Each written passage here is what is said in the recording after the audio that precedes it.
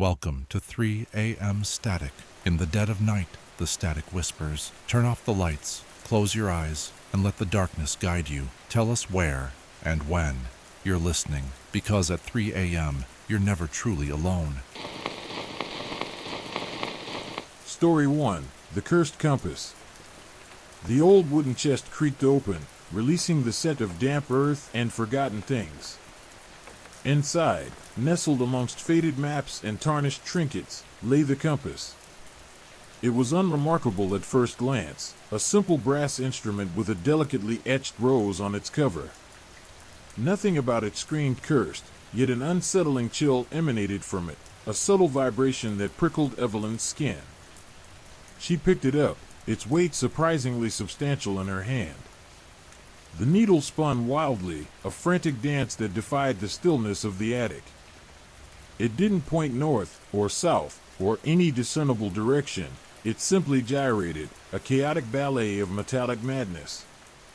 Lachlan's journal, still clutched in her other hand, offered no immediate explanation. Its cryptic entries spoke of ancient rituals, forbidden magic, and objects imbued with terrifying power, but there was nothing specific about a compass. Evelyn traced her finger over the delicate rose etched onto the compass, its petals seemingly etched with a strange, almost organic precision. It felt wrong. Not just unsettling, but fundamentally wrong, as if the very laws of nature were slightly askew in its presence. The unsettling feeling intensified. The air grew colder, the shadows in the attic deepened, and a low hum, almost imperceptible at first, began to vibrate in the silence. It resonated not in her ears, but deep within her bones, a primal vibration that spoke of ancient evils. Evelyn felt a sudden, overwhelming urge to put the compass down, to flee the attic, to forget she had ever seen the cursed object. But a perverse curiosity, a morbid fascination, held her captive. She tried to rationalize it. The compass was old, perhaps its mechanism was simply faulty.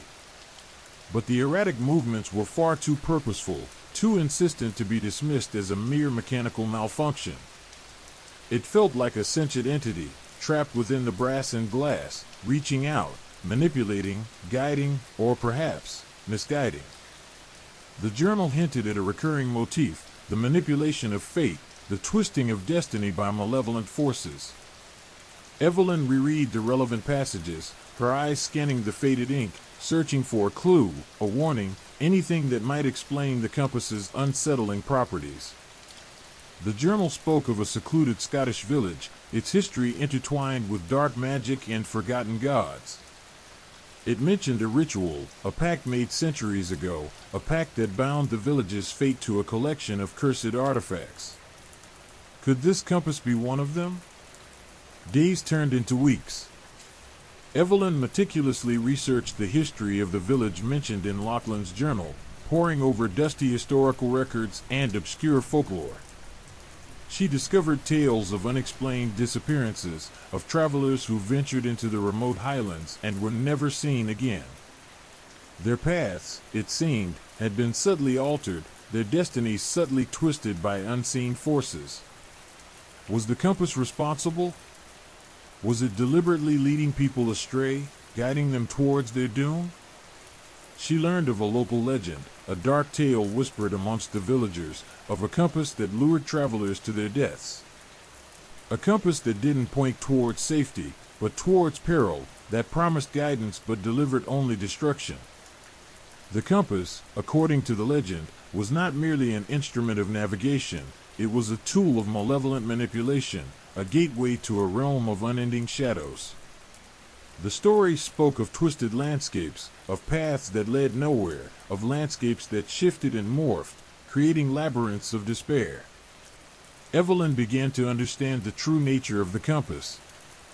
It wasn't simply a faulty instrument, it was a malevolent entity in disguise, a conduit for a dark, unseen force. It didn't point north or south, it pointed towards despair, towards the abyss of the unknown. It was a misdirection, a misleading guide that offered the illusion of guidance while leading its victims towards inevitable ruin. The compass's needle, she now realized, wasn't just spinning randomly, it was responding to something dark, something ancient, something malevolent. The humming intensified, growing louder, more insistent. The shadows seemed to coalesce, forming fleeting shapes that danced at the edge of her vision. The air crackled with unseen energy, a palpable tension that made the hairs on the back of her neck stand on end. Evelyn knew she couldn't keep the compass, she couldn't let it remain in her possession. The longer she held onto it, the more deeply it would entwine itself in her life, the more strongly it would pull her and her family towards their doom. She needed to find a way to destroy it, to sever its connection to whatever malevolent force it served. But how? The journal offered no solutions, only warnings. The legend spoke only of its power, of its ability to lure its victims towards their inevitable end, but not of its destruction. Evelyn felt a cold dread seep into her bones, a chilling premonition that its destruction would not be an easy task. It was far more powerful than she had ever imagined. The compass began to glow faintly, an eerie inner light illuminating the delicate rose on its cover. The rose pulsed with a slow, rhythmic beat, like a malevolent heart beating in the stillness of the attic. The humming escalated into a droning sound, a cacophony of unseen frequencies that vibrated not only in the air but within her very being. Evelyn felt a strange pressure in her head, a sense of disorientation, as if her mind was being subtly manipulated.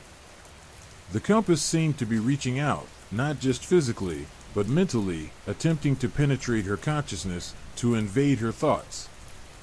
She realized that the compass wasn't just guiding people geographically, it was manipulating their thoughts, their decisions, their very destinies. It fed on fear, on despair, on the agony of its victims. The more it controlled their lives, the stronger it grew.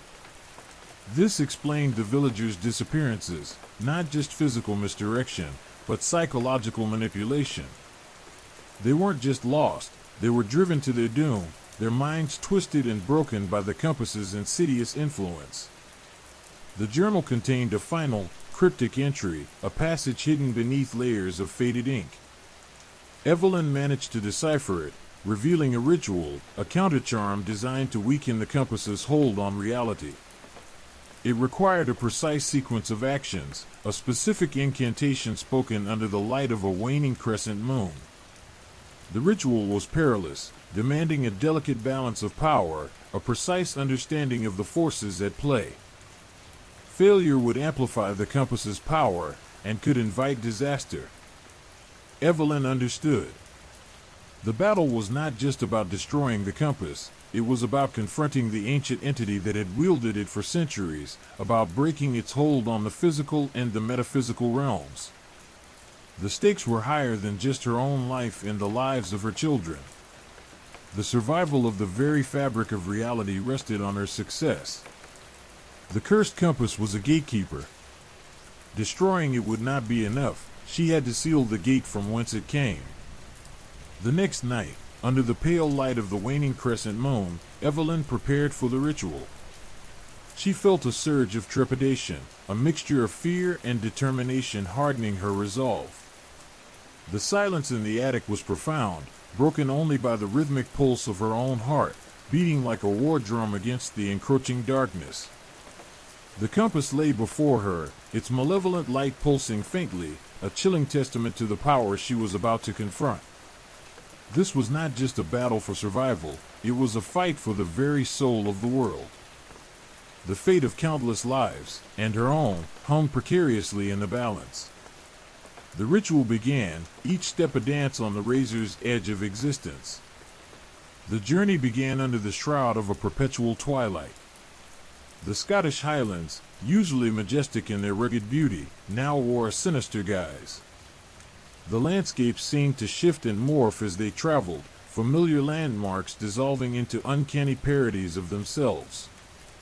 Trees twisted into grotesque shapes, their branches clawing at the sky like skeletal fingers. The air hung heavy with an unnatural stillness, broken only by the occasional, mournful cry of a distant bird. Evelyn, clutching the cursed compass, felt a growing unease. The needle, while still spinning erratically, seemed to possess a perverse intelligence, subtly altering its trajectory, pulling them deeper into the heart of the wilderness.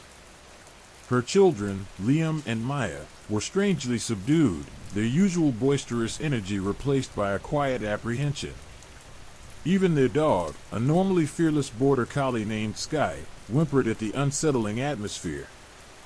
The first unsettling encounter came in the form of a mist, a swirling, opaque veil that descended upon them without warning. It wasn't the typical mist of the highlands. This was different, thick and suffocating, clinging to them like a shroud. Within its embrace, the landscape twisted and turned, familiar paths dissolving into treacherous ravines. They stumbled forward blindly, the compass's erratic movements offering little comfort, only leading them deeper into the ethereal maze. The mist whispered secrets in their ears, insidious suggestions that played upon their deepest fears. Liam, a normally brave boy, began to whimper, his eyes wide with terror. Maya, usually stoic, clung to her mother, her small hands trembling. Evelyn fought against the encroaching panic, her mind battling the insidious whispers of the mist, striving to maintain control. The compass pulsed with an unsettling light, its needle spinning faster, a silent scream against the eerie quiet. As they pushed through the dense mist, shapes began to materialize from the swirling vapor. At first, they were indistinct, mere shadows dancing at the periphery of their vision. But as they drew closer, the forms solidified, taking on grotesque shapes, twisted, elongated figures that stalked them through the ethereal landscape. They were silent, yet their presence was palpable, a suffocating weight that pressed down on their spirits. One of the figures, taller and more imposing than the others, emerged from the mist, its form solidifying into a gaunt, skeletal creature, its eyes glowing with an unnatural light. Its skin hung loosely from its bones, its movements jerky and unnatural. It raised its arm, pointing a bony finger directly at Liam. The boy screamed, a high-pitched wail that echoed eerily through the mist. Evelyn lunged forward, shielding her son with her body. She brandished the compass, its metallic surface reflecting the eerie glow of the creature's eyes. The needle spun wildly, the brass casing growing hot to the touch. The creature recoiled, its glowing eyes flickering before disappearing back into the swirling mist. The mist itself seemed to dissipate slightly, revealing a narrow path. They continued their journey, the encounter leaving them shaken but resolute. The landscape, though still unsettling, was somewhat more defined. The next few days were a relentless cycle of terror and uncertainty. They encountered more of these spectral figures, each encounter more harrowing than the last. They seemed to feed on their fear, growing stronger with every terrified scream. One night, they found shelter in a dilapidated croft, its stones worn smooth by the passage of time. The building was eerily silent, a cold emptiness pressing in on them. The compass pulsed more violently than before. As they slept, the croft's walls seemed to breathe, the air growing colder, heavier. The ground trembled. They awoke to find the croft surrounded by a pack of spectral hounds, their eyes burning like embers, their howls echoing through the desolate landscape. Evelyn fought back, using the compass as a makeshift weapon, its erratic movements seeming to disorient the hounds momentarily. But there were too many, and they were relentless, their snarls growing louder, their breath icy and foul. Liam and Maya huddled together, whispering prayers. Sky barked fearlessly, a tiny beacon of courage against the overwhelming darkness. The spectral hounds pressed in, their claws scratching against the stone walls, the sound like nails on a chalkboard. The air crackled with energy, the very fabric of reality seeming to unravel. Evelyn felt the compass's power surge, a chilling energy coursing through her veins. The needle spun so fast it became a blur, radiating a malevolent energy that momentarily pushed back the spectral hounds. Evelyn knew they couldn't stay. Their only choice was to push on, deeper into the heart of the cursed lands. The compass, despite its malevolence, remained their only guide, a treacherous beacon in the unending darkness. The journey was fraught with peril, each step a gamble, each breath a prayer. They were not only battling the cursed compass and its spectral guardians, but also battling their own dwindling hope. The relentless onslaught of the supernatural threatened to break their spirits, to consume them entirely. Yet, through it all, there was a stubborn thread of hope. A fierce determination to survive, fueled by a mother's love and the unwavering belief that they could overcome the darkness that had consumed them. The cursed compass continued to spin, leading them on, yet a nagging suspicion grew within Evelyn that the compass wasn't just guiding them, it was testing them, pushing them to their limits. Only by enduring the trials could they find a way to break its hold on their destinies.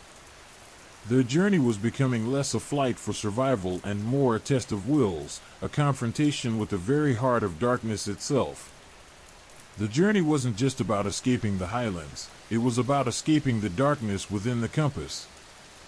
The dilapidated croft offered little respite. The spectral hounds, though momentarily repelled, continued their haunting vigil outside, their mournful howls a constant reminder of their precarious situation.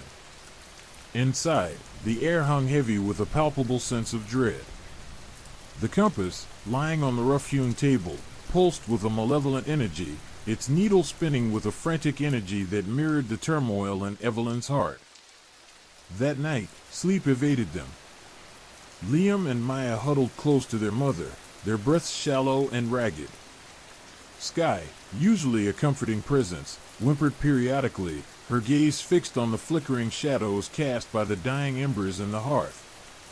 Evelyn, her eyes fixed on the compass, felt a prickling sensation on her skin, a sense of being watched, of being judged. As dawn broke, painting the bleak landscape in shades of gray and silver, a chilling discovery awaited them. Etched into the wooden table, almost invisible beneath layers of grime and age, was a symbol. It was intricate and disturbing, a swirling vortex of lines and angles that seemed to writhe before her eyes. Evelyn felt a wave of nausea, a visceral reaction to the symbol's malevolent energy. She knew, instinctively, that this was the key to the compass's secret. The symbol was a sigil, a mark of power, a conduit to something ancient and profoundly evil. It wasn't just a random etching, it was a deliberate inscription, a deliberate summoning. The compass itself seemed to vibrate, its brass casing resonating with the symbol's power. Evelyn traced the lines with a trembling finger, feeling a cold dread seep into her bones. Suddenly, the air grew frigid. A guttural whisper, devoid of warmth or compassion, echoed through the croft. It was a voice ancient and chilling, a sound that seemed to emanate from the very stones of the building. "You seek the truth," the voice rasped, "but are you prepared for the consequences?"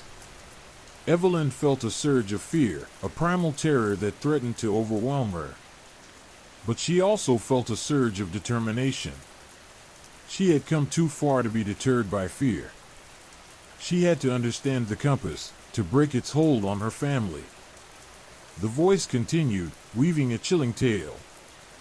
The compass, it explained, wasn't merely a navigational tool, it was a key, a gateway to a realm beyond human comprehension. It was an artifact of immense power, forged in the crucible of dark magic, imbued with the essence of a malevolent entity that fed on the despair and lost souls. The entity, the voice revealed, was known only as the Shadowbinder, a being of immense power, whose influence stretched across the realms. The Shadowbinder, the voice explained, had been imprisoned long ago, its power contained within the compass. But the prison was weakening, the entity's influence slowly seeping into the world. The compass, the voice hissed, wasn't just guiding them, it was leading them to a sacrifice, a ritual that would release the Shadowbinder from its ethereal prison. The entity craved souls, and Evelyn's children were the perfect offering. This revelation was a crushing blow. The compass, their only guide, was also their greatest threat. Its erratic movements, the spectral encounters, the relentless pursuit, all were part of the entity's plan, all were designed to lure them to their doom. Evelyn felt a cold dread grip her heart. The weight of responsibility pressed down on her, crushing her spirit. She had to find a way to stop the Shadowbinder, to break the compass's hold on them, to save her children. But how? The voice had offered no clues, only threats and warnings. The voice then described the ritual, a gruesome process involving the sacrifice of innocent souls under the light of a blood moon. The compass was the key, a conduit for the Shadowbinder's power, amplifying the ritual's effect. The entity would then be released from its prison, unleashing its wrath upon the world. The voice cackled, a sound that sent shivers down Evelyn's spine, savoring the prospect of impending doom. The voice fell silent, leaving Evelyn to grapple with a horrifying revelation. The compass, once a source of hope, was now a symbol of despair, a tangible representation of their impending doom. The weight of this knowledge felt unbearable, crushing her under its weight. Evelyn's mind raced, searching for a solution. She knew she had to find a way to counteract the sigil's power, to sever the connection between the compass and the Shadowbinder. But how? She had no knowledge of dark magic, no understanding of the arcane forces at play. Her only weapon was her motherly instinct, her unwavering love for her children, and the desperate hope that she could somehow find a way to break this cursed cycle. She spent the day examining the sigil, its lines and curves etching themselves into her memory. She studied its patterns, trying to decipher its meaning, searching for a weakness, a chink in its malevolent armor. She spent hours scouring ancient texts and grimoires, seeking any mention of the symbol, any clue to its origins or its power. As night fell, the blood moon began its ascent, its crimson light casting an eerie glow over the desolate landscape. The spectral hounds returned, their howls echoing the approaching doom. The compass pulsed more violently than ever before, its needle spinning in a frenzied dance, its brass casing growing scorching hot. The air crackled with energy, the very fabric of reality seemed to tremble. Evelyn knew the ritual was about to begin. The Shadowbinder was poised to break free. She looked at her children, their faces pale with fear, their eyes reflecting the crimson light of the blood moon. She knew she had to act, and act quickly. She held the compass, feeling its malevolent energy thrumming against her skin. She focused all her strength, all her will, all her love for her children into a single point. She remembered the chilling tale the voice had spun, the tale of the Shadowbinder's imprisonment, the tale of the sigil's power. With a surge of adrenaline, she saw a possibility. The sigil, she realized, wasn't just a mark of power, it was a map, a roadmap to the entity's prison. If she could trace its lines in reverse, she could potentially reverse the ritual, close the gateway, and imprison the Shadowbinder once more. Her hands trembled as she took a piece of charcoal and began to retrace the sigil's lines, but in reverse. The air crackled with energy, the compass's pulsating grew stronger, and the hounds howled with renewed ferocity. It was a desperate gamble, a fight against the very fabric of reality. But Evelyn pressed on, fueled by a mother's love and a fierce determination to survive. The outcome hung precariously in the balance, a test of wills between a desperate mother and an ancient entity. The fate of her family, and perhaps the world, rested on her ability to break the compass's curse. The night, heavy with the weight of the blood moon's ominous glow and the approaching doom, held its breath. The charcoal slipped in Evelyn's trembling hand, leaving a smudged line across the rough-hewn table. The air crackled with an energy that felt both tangible and terrifying, a palpable pressure building in her chest. The compass, now radiating an almost unbearable heat, pulsed violently, its needle spinning like a crazed dervish. The spectral hounds outside let out a cacophony of howls, a chilling chorus that seemed to herald the arrival of something monstrous. Suddenly, the temperature plummeted. The blood moon, a malevolent eye in the inky sky, seemed to intensify its crimson glare, bathing the croft in an unnatural, hellish light. The shadows stretched and writhed, taking on grotesque shapes that danced at the edges of her vision. Then it appeared. It wasn't a physical form in the traditional sense, more a distortion of reality, a ripple in the fabric of existence. The air itself seemed to warp and twist, coalescing into a vaguely humanoid shape, shrouded in a darkness so profound it felt like a physical entity. This was the Shadowbinder. Fear, raw and primal, clawed at Evelyn's throat, threatening to suffocate her. Liam and Maya, nestled close to her, whimpered, their small bodies shaking with terror. Even Skye, usually stoic, trembled uncontrollably. But Evelyn couldn't afford to succumb to panic. She had to finish the ritual, to reverse the sigil, to banish this horrifying entity back to its prison. The Shadowbinder emitted a low, guttural growl, a sound that resonated deep within Evelyn's bones, shaking her to her core. Its presence was suffocating, an oppressive weight that crushed the air from her lungs. The darkness surrounding it pulsed and throbbed, radiating an aura of malevolent power, an ancient evil that felt both ancient and utterly terrifying. It extended a shadowy hand, a grotesque parody of a human limb, its fingers long and skeletal, reaching towards Liam. The boy screamed, his cries echoing the terror that filled Evelyn's heart. Time seemed to slow, stretching the moment into an eternity of fear and dread. With a desperate cry, Evelyn lunged forward, throwing herself between the Shadowbinder and her son. The darkness momentarily recoiled, its icy touch brushing against her skin, leaving a burning trail in its wake. She felt a searing pain, a cold fire that threatened to consume her, yet she refused to yield. "Leave them alone," she screamed, her voice raw with terror and determination.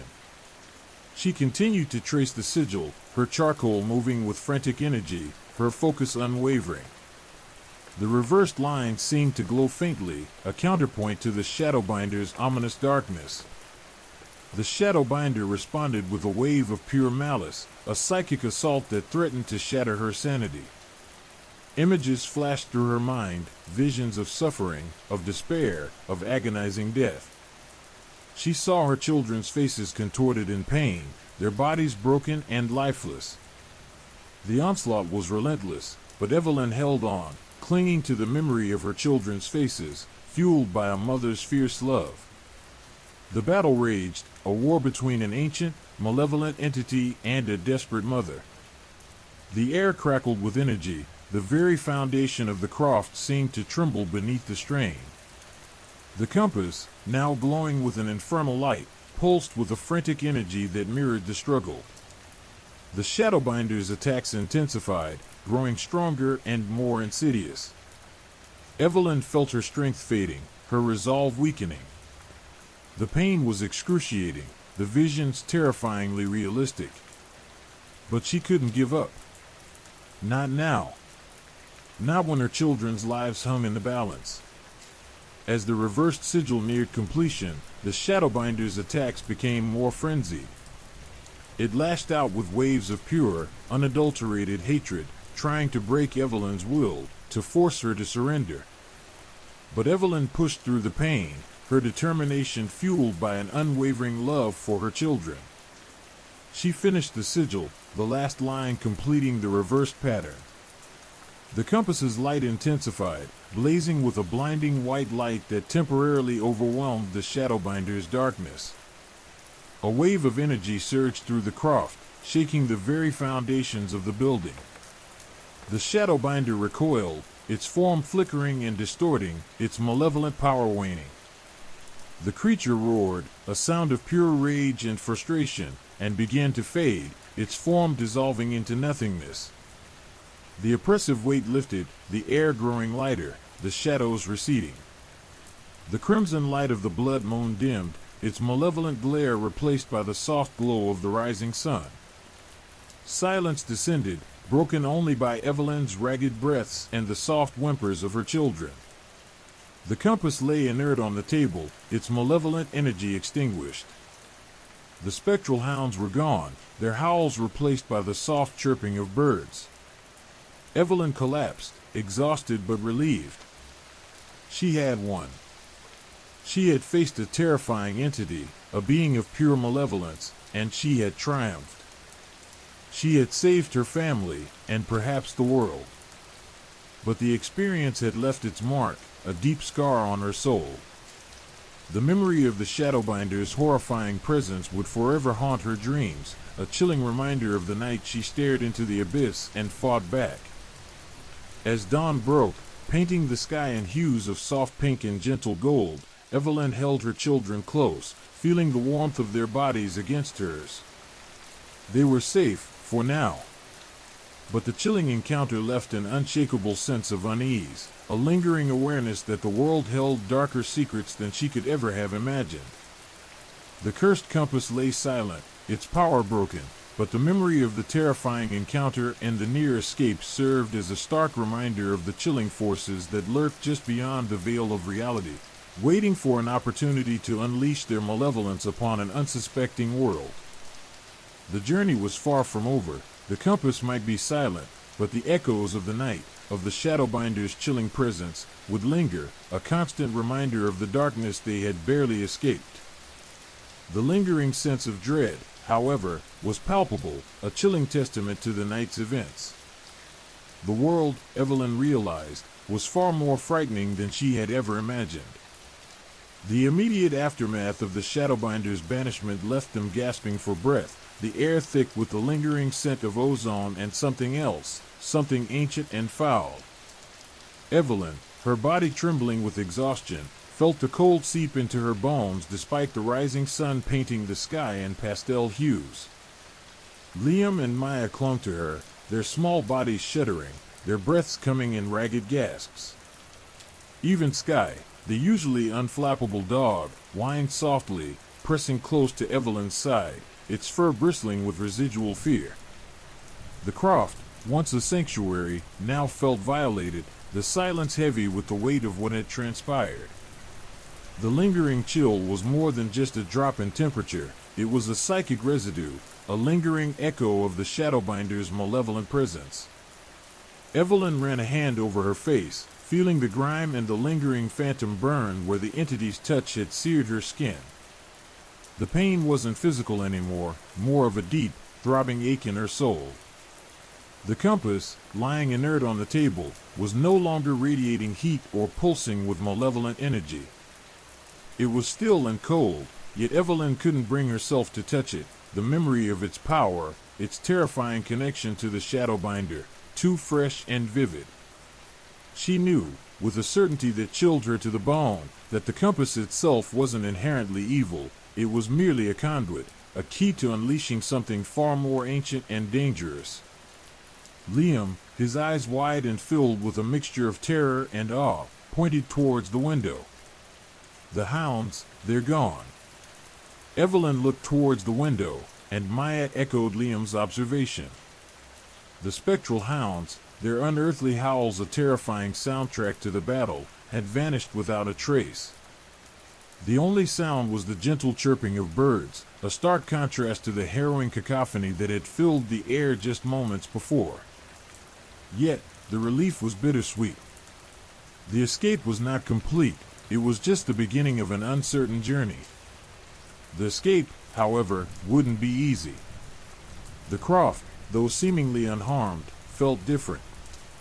The air hung heavy, laden with an unnatural stillness that was more disturbing than the previous chaos. The shadows in the corners of the room seemed deeper, more menacing. Evelyn knew instinctively that they weren't alone. The Shadowbinder might be gone, but its influence, its insidious presence, lingered. She looked at the remaining charcoal, the sigil etched upon the rough-hewn table, a stark reminder of the harrowing battle they had just fought. The lines seemed to glow faintly, even in the sunlight, a chilling testament to the ancient power they had momentarily contained. The knowledge that such a thing existed, so close to their everyday world, settled upon them like a suffocating blanket. "We need to leave," Evelyn said, her voice hoarse, the words barely a whisper. The fear was still palpable, clinging to them like a second skin. But the urgency in her voice was unmistakable. There was a lingering sense of dread. They had escaped the immediate danger, but the entity's influence was likely far-reaching. They were not safe. Packing was a frantic scramble, their movements driven by a primal fear, a desperate need to escape the oppressive weight of the croft. They gathered their meager belongings, their hands trembling, their movements hurried, yet precise. Every shadow, every creak of the old house, sent shivers down their spines. The feeling of being watched, of being stalked, was relentless, a constant, gnawing anxiety that fueled their haste. The journey out of the croft was harrowing. Every step felt like walking on eggshells, every rustle of leaves in the surrounding woods sent jolts of fear through their bodies. The forest, once a familiar comfort, now felt ominous, its shadows seeming to writhe and pulse with a malevolent energy.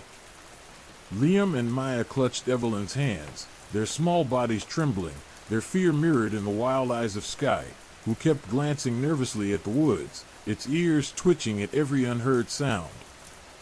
As they walked, Evelyn glanced back at the croft, its silhouette a dark and menacing presence against the brightening sky. A sense of foreboding washed over her, a premonition of something worse to come. The Shadowbinder's defeat hadn't ended the threat, it had merely shifted it, transforming the hunt into a shadowy game of cat and mouse. They ventured further into the wilderness, following a barely discernible path, the terrain both difficult and treacherous. Evelyn's mind raced, constantly scanning their surroundings, her senses heightened, her body tense, ready to react at a moment's notice. The fear was a constant companion, a palpable weight in her chest that threatened to suffocate her. The sun rose higher, casting long shadows that stretched and distorted, creating grotesque shapes that danced at the edge of their vision. Each shadow seemed to conceal something, to promise danger, feeding their growing unease. Evelyn could feel the subtle shifts in the air, the almost imperceptible changes in the energy around them, each one raising the hair on the back of her neck. As they pressed onward, a disturbing silence fell upon them. The usual sounds of the forest, the chirping of birds, the rustle of leaves, were gone, replaced by an unnatural quiet that was more unnerving than any cacophony could be. It was a silence that screamed of unseen presences, a silence that hinted at lurking dangers. They walked for hours, their pace relentless, their determination fueled by fear. They stumbled, they fell, but always rose again, their bodies battered, but their spirits unbroken. Evelyn kept her gaze fixed on the distant horizon, a beacon of hope in the vast and threatening landscape. She focused on the possibility of escape, determined to reach safety, no matter how great the cost. As the afternoon wore on, a sense of exhaustion settled upon them, the weight of the experience pressing down upon their weary bodies. But Evelyn pushed herself onward, her determination fueled by the memory of the Shadowbinder's horror, its chilling presence, and the knowledge that every moment of rest could mean the difference between life and death. The escape was not simply a physical journey, it was a psychological one. It was a harrowing descent into the heart of fear, a battle against their own anxieties, their own ingrained fears of the unknown. Every shadow, every rustle, every snap of a twig played tricks on their minds, feeding their growing terror. They were escaping not just the Shadowbinder, but the insidious tendrils of fear that the encounter had woven into their very souls. Finally, as the sun began to set, they stumbled upon a road, a lifeline in the oppressive wilderness. They collapsed onto the hard surface, their bodies exhausted, but their spirits unbroken. They had escaped the immediate danger, they had escaped the entity's grasp. But the road ahead remained long and fraught with uncertainty. The memory of the night, the chilling encounter with the Shadowbinder, the harrowing escape, would forever haunt their dreams. The cursed compass was silent, but the echoes of the night continued to resound in the deepest recesses of their souls, a constant reminder that the world was far more terrifying than they could ever have imagined. Their escape was only the first step in their journey away from the horrifying consequences of tampering with the sinister past. The darkness they had faced was a deep, chilling abyss, and the scars from that night's ordeal would remain for a long time. Story 2: The Spectral Clock. The road offered a semblance of safety, a stark contrast to the oppressive claustrophobia of the woods. Yet, even as they walked, a new unease settled upon them. It wasn't the lingering fear of the Shadowbinder. This was different, colder, more insidious.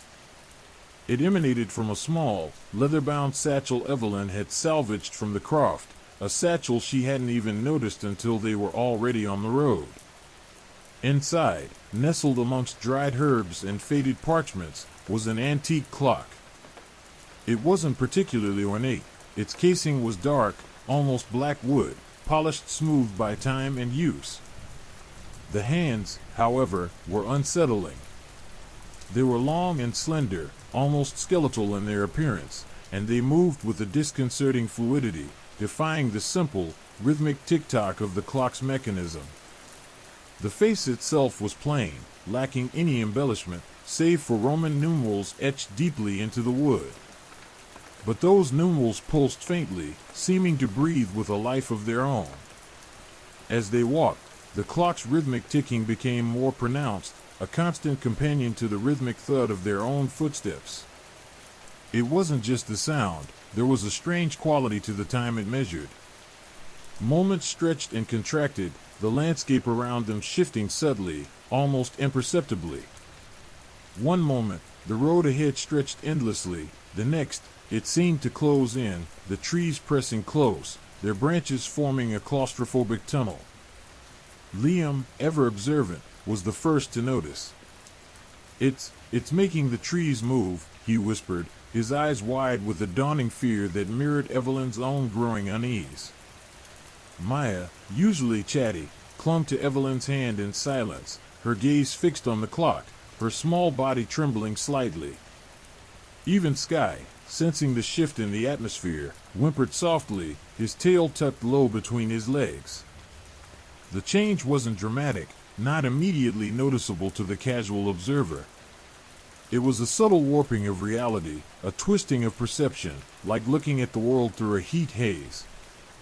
Shadows stretched and distorted, playing tricks on their eyes, creating illusions of movement where none existed. The road seemed to undulate, the trees swaying in unseen breezes, and the very air seemed to shimmer with an ethereal quality. Evelyn, her mind already reeling from their encounter with the Shadowbinder, felt a fresh wave of panic wash over her.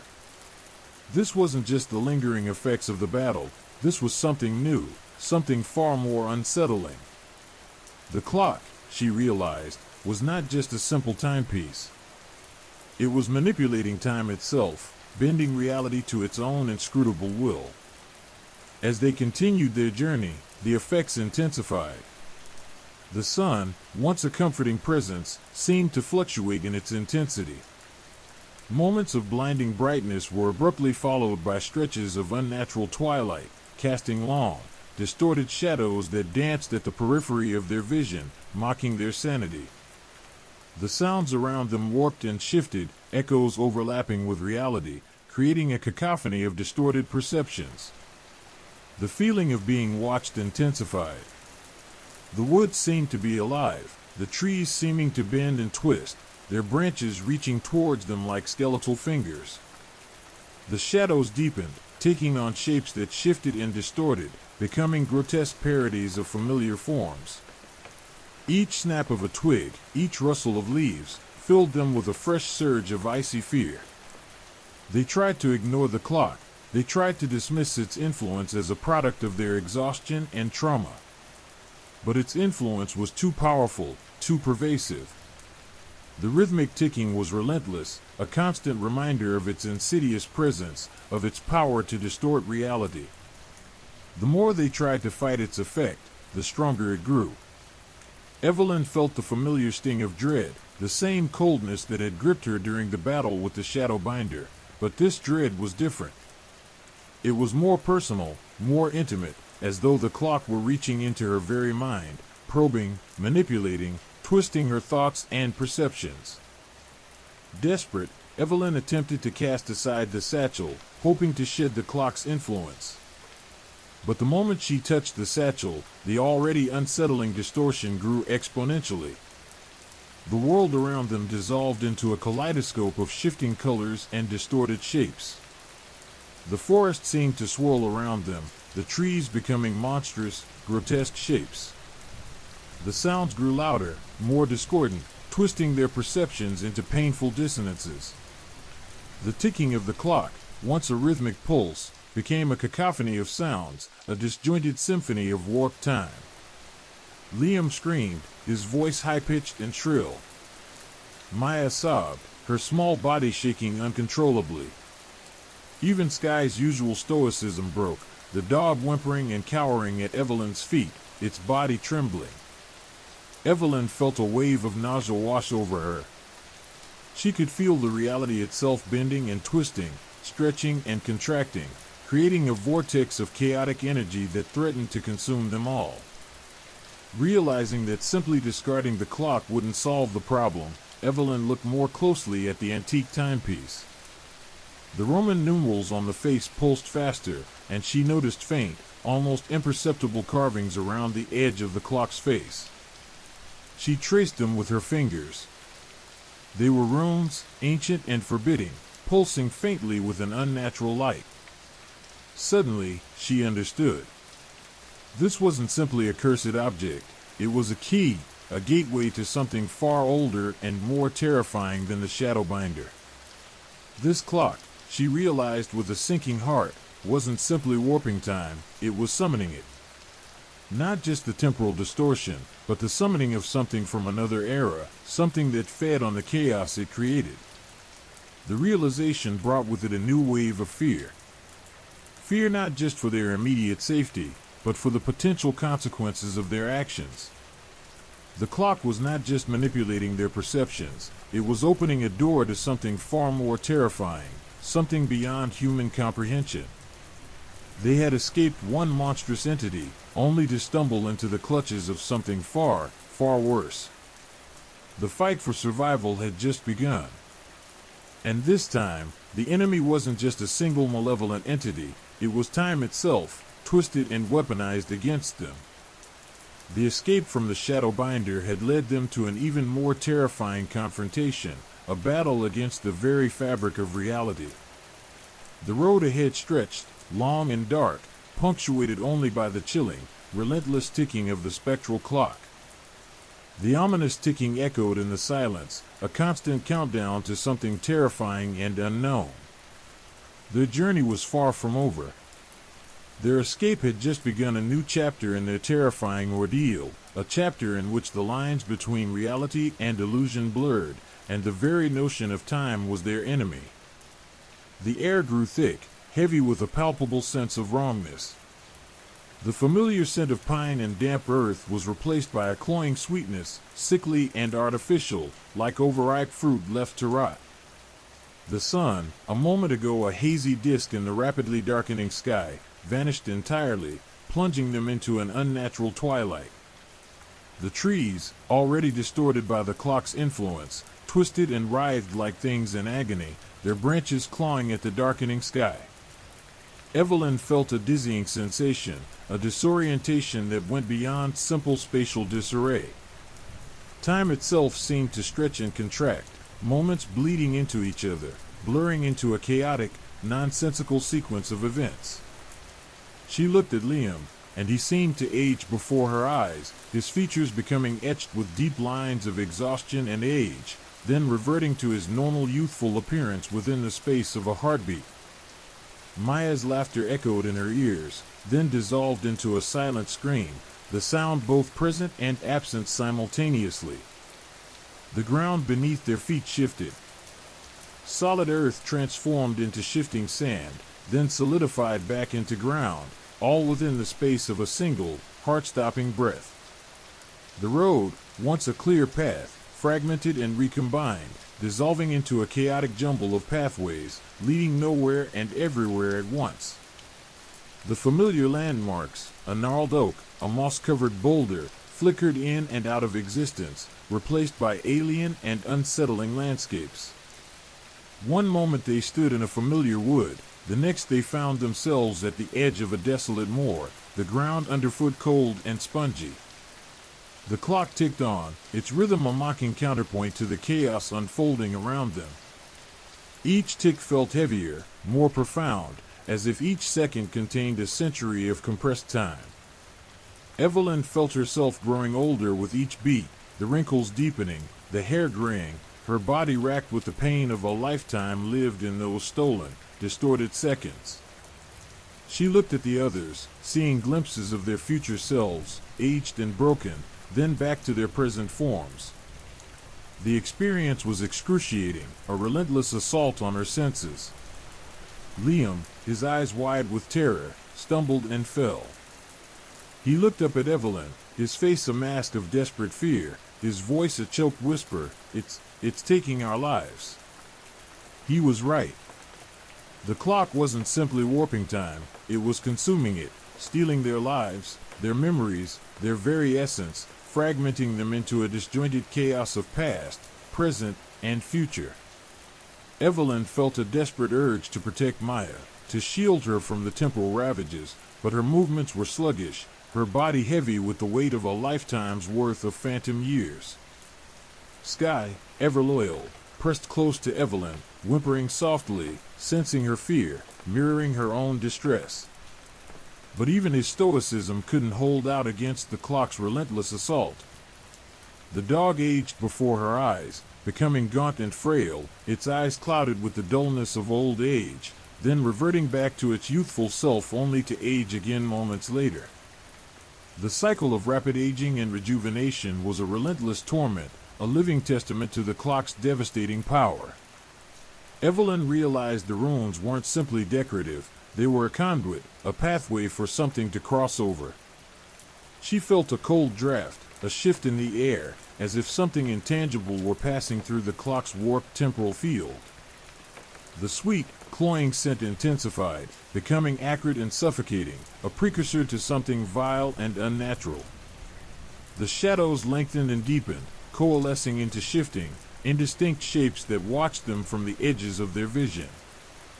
The temporal distortions intensified. Moments of sharp clarity were followed by stretches of absolute disorientation, where the world fractured and reformed in a dizzying kaleidoscope of shapes and colors.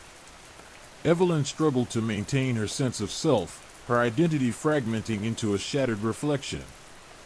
She felt her memories fading, her past becoming a jumbled mess of unconnected images, a disjointed narrative devoid of logic or coherence. As they stumbled through the distorted landscape, Evelyn noticed that the temporal distortions were not random. They seemed to be drawn towards something, to be moving closer to some unseen, horrific destination. The ground beneath them became uneven and treacherous, studded with unseen chasms that opened and closed with terrifying suddenness. The air itself felt oppressive, thick with an intangible dread, filled with an unidentifiable energy that hummed with malevolent intent. Evelyn could feel it tugging at her, drawing her towards an unknown but certainly terrifying fate. Desperation clawed at her, a raw primal fear that eclipsed even the fear of the Shadowbinder. She clutched the satchel, the clock a cold, pulsating weight against her chest. She knew, with a chilling certainty, that the clock wasn't simply manipulating time, it was summoning something. Something ancient, something powerful, something that fed on the chaos it created. The sounds around them grew more distorted, more dissonant. The whispers of the wind became guttural moans, the rustling leaves turned into a chorus of whispers speaking in an unknown language. The shadows danced and writhed, forming monstrous shapes that seemed to reach out and grasp at them. The very notion of time dissolved. Past, present, and future melded together, creating a chaotic, unpredictable stream of consciousness. Evelyn felt a horrific sense of dread.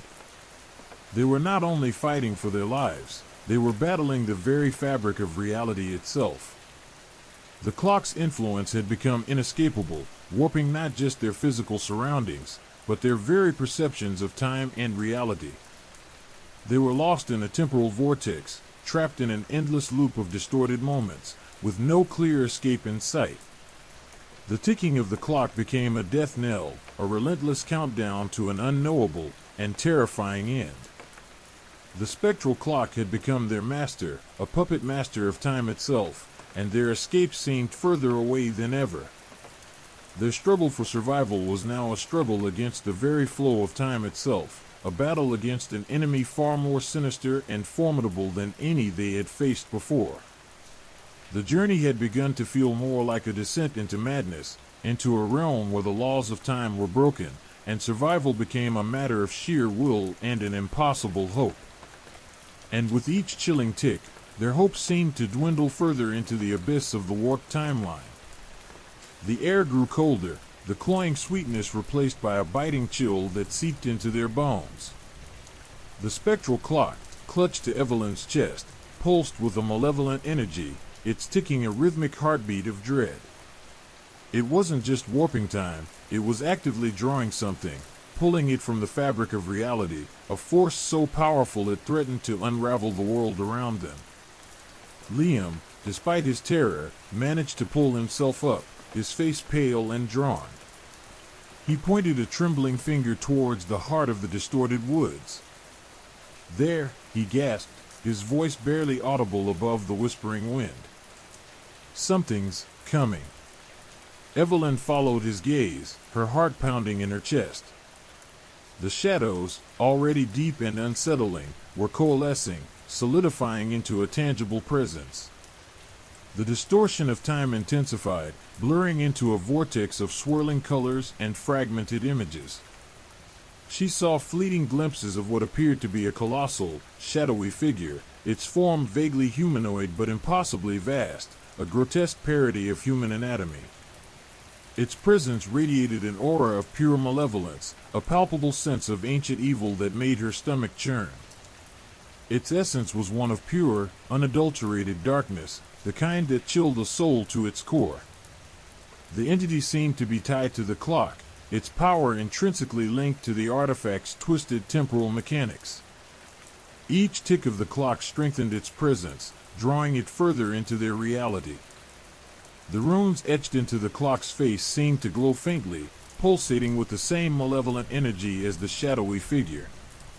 They weren't merely decorative, they were conduits, channeling the entity's power, feeding its malevolent influence into the fabric of the world. Sky, sensing the looming danger, bared his teeth, his growl a low rumble of primal fear. He pressed close to Evelyn, his fur bristling, offering what meager protection he could against the encroaching horror. Even his unwavering loyalty couldn't mask the fear in his eyes, the ancient instinct to flee battling against his deep-seated devotion. The ground trembled, the air vibrated with a low, guttural hum. The shadowy figure was drawing closer, its presence growing more tangible, more oppressive with every passing moment. The distorted landscape warped and shifted around them, creating treacherous chasms and impossible pathways. Evelyn felt a sense of overwhelming helplessness, the knowledge that they were facing an enemy far beyond their comprehension. The entity began to manifest fully, slowly emerging from the temporal vortex. Its form solidified, its features becoming clearer, more horrifying. It was a creature of shadow and darkness, impossibly tall and impossibly thin, its limbs elongated and skeletal, its body composed of swirling darkness. Its head was elongated, its jaw agape, revealing rows of needle-sharp teeth. Its eyes burned with an infernal light, devoid of empathy or compassion, radiating an aura of predatory hunger. The air itself seemed to crackle with the intensity of its malice. The sweet, cloying scent that had initially permeated the air now intensified, becoming acrid and suffocating, like the stench of decay and death. It was the smell of something ancient, something primordial, something utterly vile. It filled their nostrils, choking them, poisoning their lungs with the essence of its malevolence.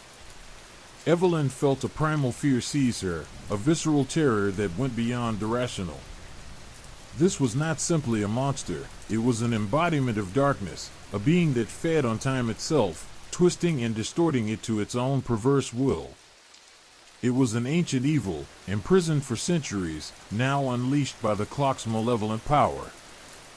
Maya, still oblivious to the true horror unfolding before them, started to giggle nervously. Evelyn wanted to scream at her to run, to alert her to the unspeakable horror that loomed before them, but the words caught in her throat. The entity's presence was overwhelming, suffocating, paralyzing her with terror. The very air crackled with its power, preventing her from moving, from even uttering a sound. The entity's gaze fixed on them, icy and unrelenting. It was a gaze that pierced through their very souls, revealing their deepest fears, their most vulnerable secrets. Evelyn felt a surge of despair, a profound sense of hopelessness. Escape seemed impossible, their fate sealed. Liam, his bravery faltering, stumbled back, his eyes wide with terror. He whimpered, a broken, strangled sound. The fear in his eyes reflected the very essence of their hopeless predicament. They were prey, trapped in the jaws of an ancient and utterly invincible predator. But Evelyn, despite the icy grip of fear that paralyzed her, found a flicker of defiance.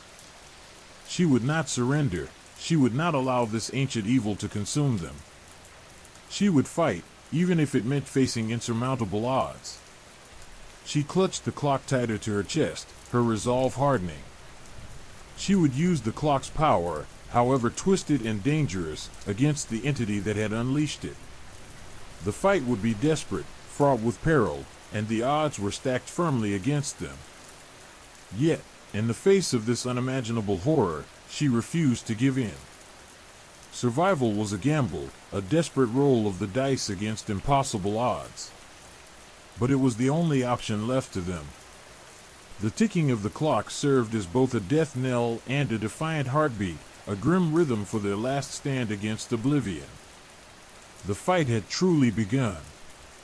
As the monstrous shadow moved closer, its form shifting, swirling, growing more grotesque and horrifying, Evelyn knew that their battle was not simply for survival. It was for the fate of reality itself. The entity, trapped within the clock, craved release. And if they failed, reality itself would be torn asunder. The fight to come would not only determine their fate but also the very fabric of existence. Evelyn saw a chance, a sliver of hope amidst the overwhelming horror. She noticed that the runes on the clock were pulsing rhythmically, in sync with the entity's movements. There was a pattern, a sequence, a language of power inherent in their design.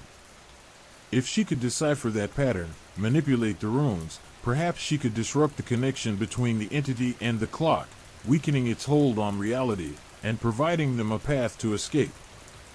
The entity reached out, its long, skeletal fingers stretching toward them, its grasp like the claws of death.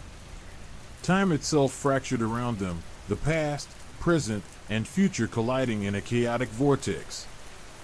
But amidst the chaos, Evelyn saw her chance.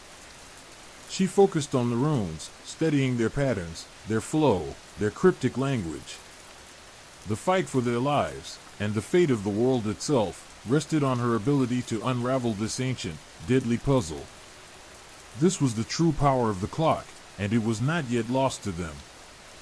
The fight would be fierce, but it was a fight they would not give up without a struggle.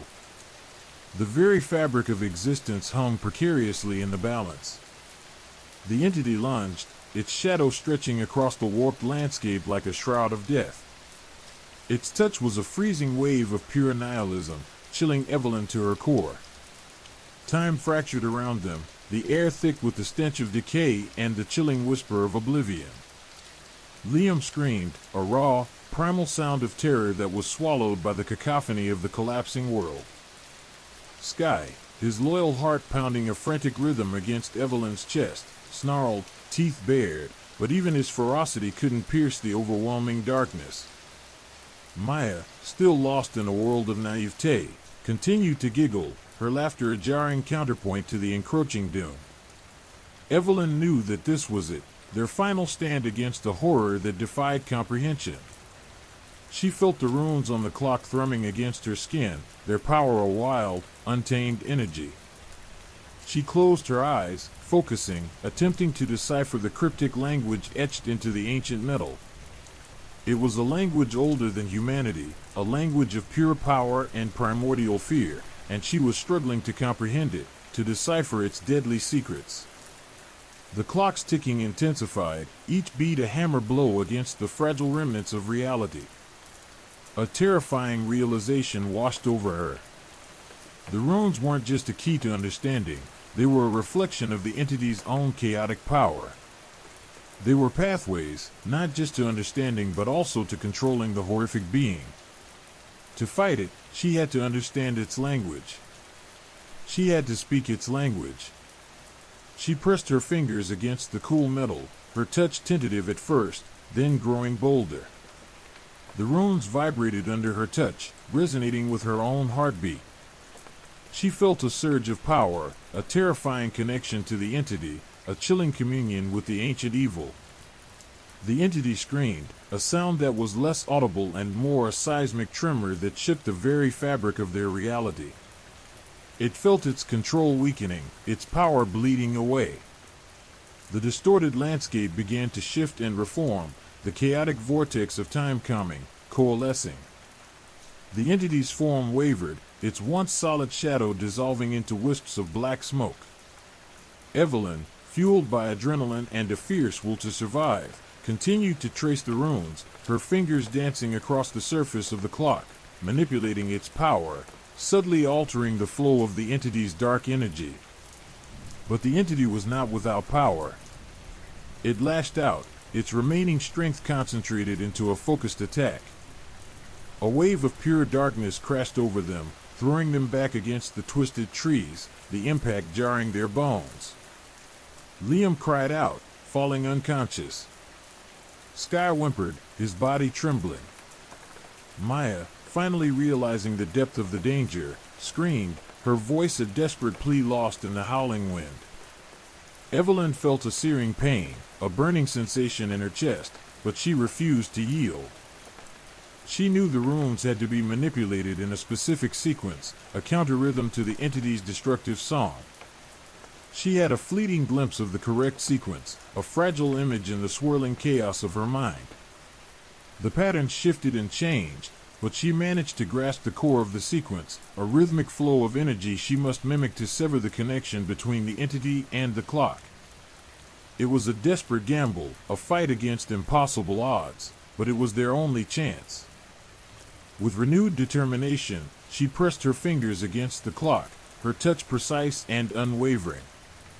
She traced the runes, following the sequence, the rhythmic dance of power. The entity recoiled, its form flickering and distorting. Its power drained away, its grip on reality weakening. The clock pulsed, its ticking slowing, its power diminishing.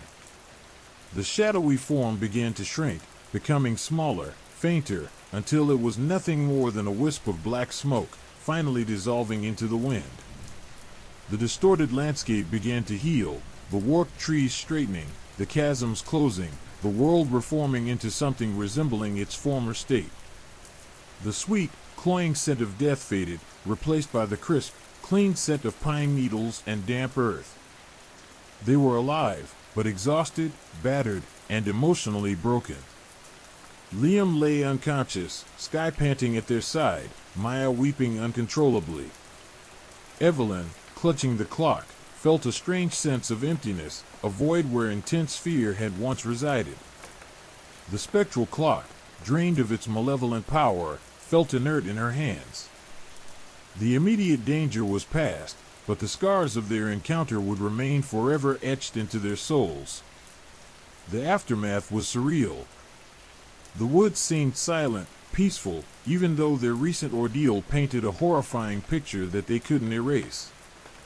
They made their way back, the journey filled with a shared silence, each reflecting on the terror they had barely survived. The clock remained in Evelyn's possession, a chilling reminder of the power they had unwittingly unleashed and narrowly escaped. The ancient evil was vanquished, but the question lingered: what other artifacts held similar sinister power? What other threats were lurking in the shadows, waiting to unleash their unimaginable horrors? Their journey had ended for now, but they were forever changed, each carrying the heavy weight of their experience. The clock might be still, but the echoes of the spectral confrontation would continue to resonate within them. Evelyn, gazing at the clock, saw not just a relic of a harrowing ordeal but a profound symbol of resilience. The harrowing encounter had exposed the fragile nature of reality and the thin line between the mundane and the monstrous. The world had appeared normal again, but she knew things would never truly be the same. The chilling experience had irrevocably altered their perception of the world and its hidden dangers. It was a testament to the strength of their bond and a sobering reminder of the ever-present darkness lurking just beneath the surface of reality. The fight was won, but the lingering fear, a palpable residue of the spectral confrontation, remained. They had faced the impossible and survived, yet the victory felt hollow, laced with the chilling knowledge that similar horrors might await them in the unknown corners of the world. The spectral clock, still pulsing faintly, was a constant reminder, not only of the nightmare they had endured but of the potential nightmares yet to come. Their battle had ended, the war, however, had just begun. The silence of the woods was deceptive, a fragile veneer over the gaping wounds left by their battle. The air, once thick with the stench of decay and the chilling whisper of oblivion, now held only the scent of pine and damp earth, a stark contrast to the horrors they had witnessed. But the peace was illusory, a temporary reprieve before the next wave of terror. The spectral clock, now inert in Evelyn's hands, felt cold and heavy, a physical manifestation of the price they had paid. Liam remained unconscious, his breath shallow and ragged. Sky, usually a picture of boundless energy, huddled close, his usually bright eyes clouded with fear and exhaustion. Maya, her childish laughter replaced by racking sobs, clung to Evelyn, her small body trembling. Evelyn, despite her own exhaustion, felt a surge of protectiveness, a fierce determination to shield them from any further harm. The battle was won, but the war, she knew, was far from over. The changes, subtle at first, began to manifest. Liam's unconsciousness deepened, his breathing becoming slower, more labored. His skin took on a pallid hue, his lips turning a disturbing shade of blue. Sky, too, showed signs of deterioration, his fur matted and dull, his movements sluggish. Even Maya, initially recovering from her terror, began to exhibit strange symptoms, a vacant stare, a detachment from reality. It was a slow, insidious decay, a creeping horror that gnawed at their very essence. The tampering with time, the manipulation of the spectral clock's power, had exacted a terrible toll. They had defeated the entity, but they had done so at a cost. The price of their victory was the erosion of their very lives, a slow, agonizing decline fueled by their reckless actions. Evelyn felt a cold dread grip her heart. She had believed they had escaped unscathed, that the immediate danger had passed. But the true horror lay in the insidious nature of their wounds, the insidious consequences of their actions. The clock, she now realized, was not just a tool, it was a conduit, a channel through which the entity had exacted its revenge. The battle might have been won, but the war had just begun, and this was its insidious opening salvo. The changes were not just physical, they were temporal. Time, once a linear progression, now seemed to distort around them. Moments stretched into eternities, while years compressed into fleeting seconds. Evelyn would find herself momentarily transported back to the height of their battle, reliving the terror and the chaos. She'd see fleeting glimpses of their future, a fractured and bleak landscape where darkness reigned supreme. These glimpses offered terrifying glimpses into their impending doom. The distortion affected their memories, fragmenting their recollections of the past and creating false memories of the future. The line between reality and illusion blurred, and Evelyn struggled to discern the truth from the terrifying fabrications that haunted her mind.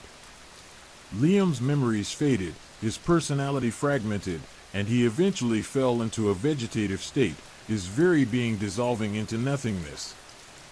Sky, his loyal companion, grew weaker, his bond with the others fading as his own life force ebbed away. Even Maya, the young girl, seemed to age rapidly, her innocence replaced by a weariness that seemed far beyond her years, mirroring the accelerated erosion of time around them. Evelyn, increasingly isolated, became the sole witness to their tragic decline. She watched helplessly as those closest to her withered and faded, their lives extinguished by the relentless tide of temporal decay. She clung to the clock, a grim testament to their folly, a symbol of the irrevocable consequences of their actions. It was a haunting reminder that some doors are better left unopened, some powers better left undisturbed. The spectral clock, once a source of terrifying power, now pulsed faintly, its ticking a morbid metronome marking the relentless passage of their distorted time. The runes, once vibrant and alive, now dimmed, their power drained, mirroring the fading lives of her companions. Evelyn's own body started to exhibit the same changes, though far more slowly. The temporal distortions began to affect her perception of time, leading to disorientation and the unsettling feeling of both living many lives simultaneously and none at all. She would forget important details, vital connections, only to remember them moments later, or not at all. It was a cruel paradox. The very instrument that had saved them now served as the instrument of their demise. She tried desperately to undo what they had done, to reverse the effects of their meddling with forces beyond human comprehension. She studied the runes, attempting to decipher their meaning, to find a way to restore the balance, but to no avail. The knowledge was lost, buried beneath the relentless weight of time's distortions.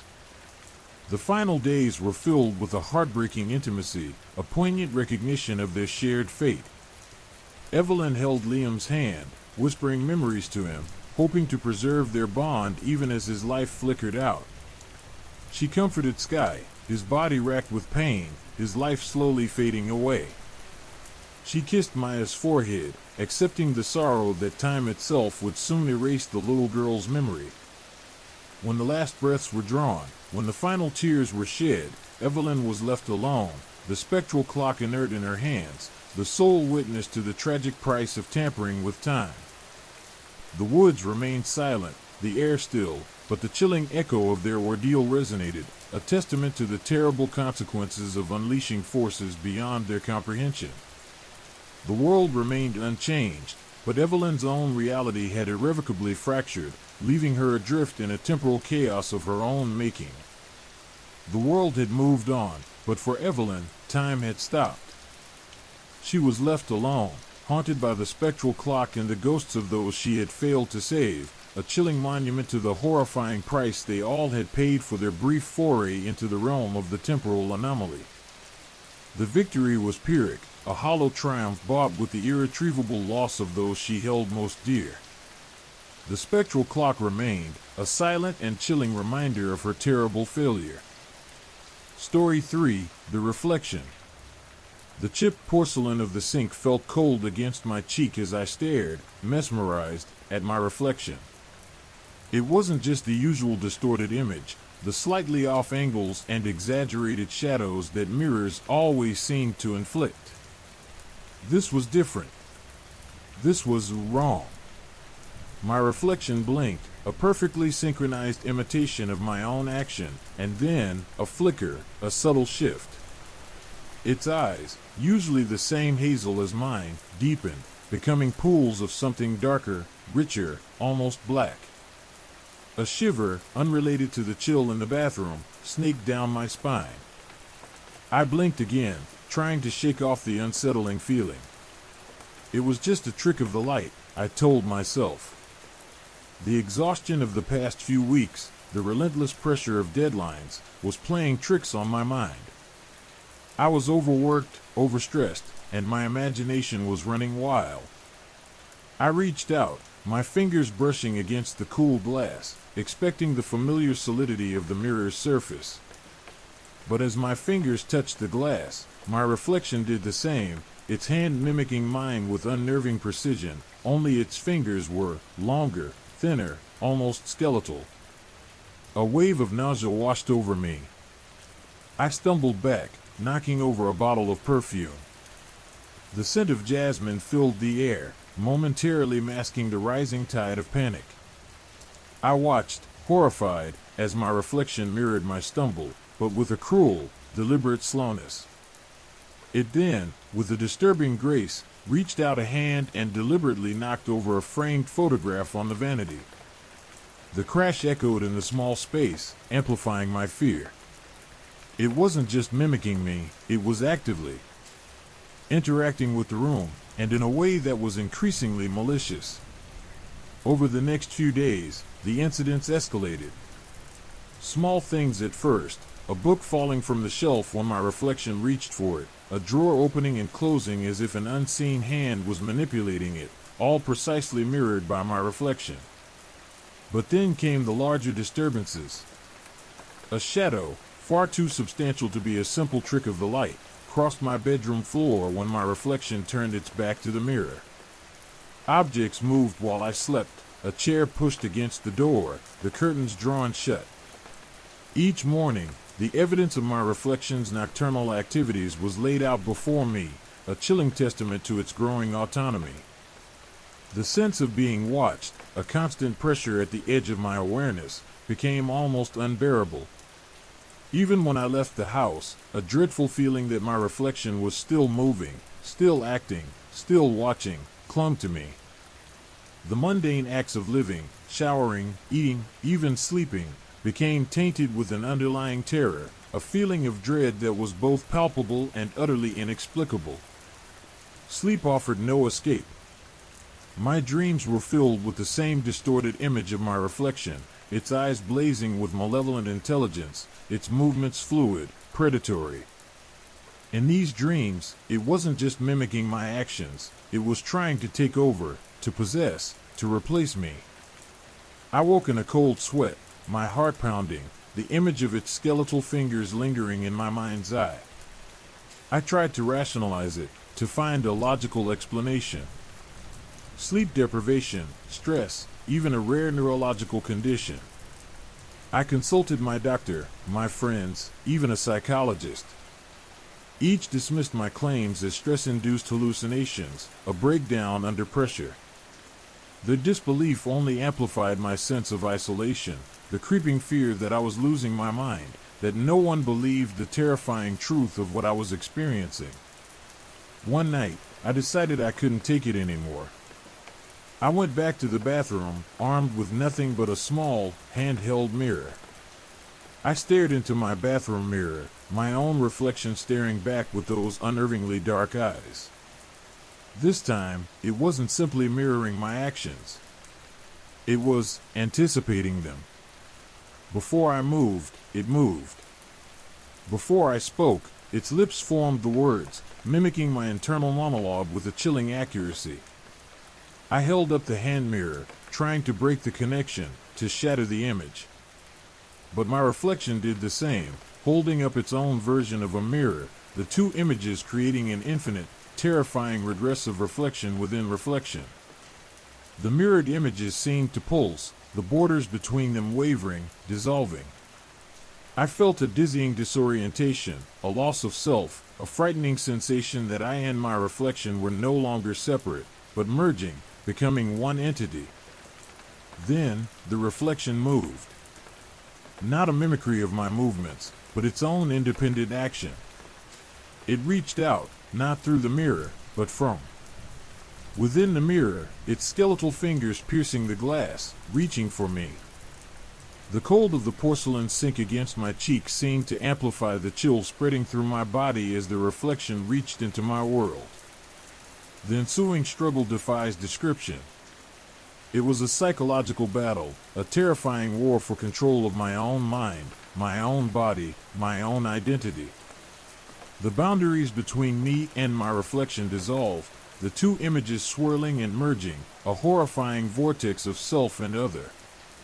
Time seemed to warp, stretch, and break as I fought for control, each victory temporary, each retreat leaving me more fragmented, more terrified. Finally, exhausted and defeated, I collapsed to the floor. The reflection remained, still, its dark eyes fixed on me. But when I looked again, it was gone. The mirror was just a mirror, reflecting only the empty bathroom and my disheveled form. The reflection was gone, but not the lingering unease. Not the feeling of being watched, of being somehow less than whole. I never fully recovered. The experience left an indelible mark on my psyche, a permanent crack in my perception of reality. Days blur into weeks, weeks into months, and the terrifying memory of the reflection, and the dreadful feeling of being less than whole, remains. It may all have been a delusion, a manifestation of my own fractured psyche. But even if it was, the doubt, the lingering uncertainty, continues to haunt me, a chilling reminder of the fragility of the self, and the terrifying possibility of the unknown lurking just beyond the edge of perception. And sometimes, late at night, when the house is quiet and the shadows stretch long and thin, I still catch a glimpse of something in the mirror's reflection, a fleeting image of a hand, of eyes, that are just a little bit too dark. And I wonder if it's truly gone, or if it's merely waiting, patient and unseen, for its chance to return. The chipped mug in my hand trembled, spilling lukewarm tea onto the already stained kitchen counter. I stared at the spreading stain, a morbid fascination gripping me, just as it had been gripping me for weeks. The reflection. It wasn't just a visual anomaly anymore, it was actively participating in my life, weaving itself into the fabric of my reality with a sinister, insidious grace. Initially, it had been subtle. A misplaced book, a slightly askew photograph. I'd attributed it to clumsiness, to the general disarray of a life lived on the edge of chaos. But the incidents escalated, the disturbances growing bolder, more insistent.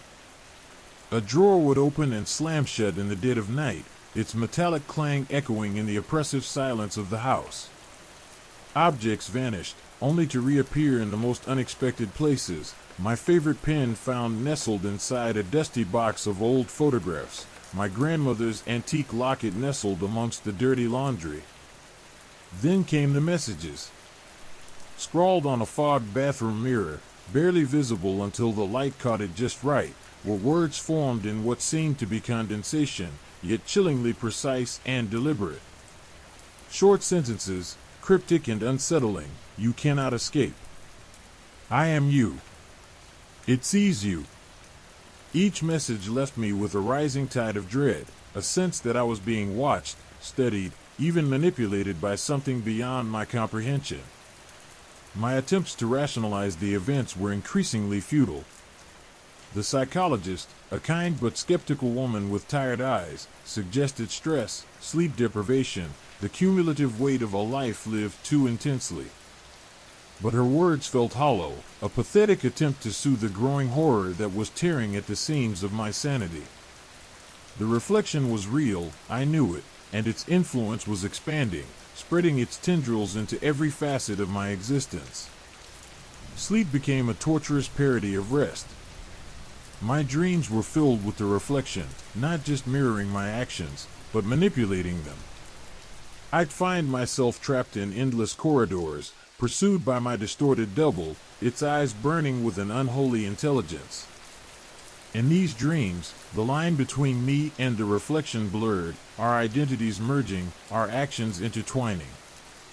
I'd wake in a cold sweat, my heart hammering against my ribs, the lingering image of its skeletal fingers imprinted on my mind's eye. One morning, I awoke to find my bedroom floor covered in a thick layer of black ash. The smell of burnt wood and something else, something acrid and metallic, filled the air. There was no fire, no visible sign of combustion. Yet, the ash was undeniably real, clinging to my clothes, coating my skin with an unsettling film. The reflection had left its mark, a tangible manifestation of its growing power. The feeling of being watched intensified. Even in crowded places, I felt its presence, a cold weight settling on my shoulders, its gaze piercing through the throngs of people, fixated solely on me.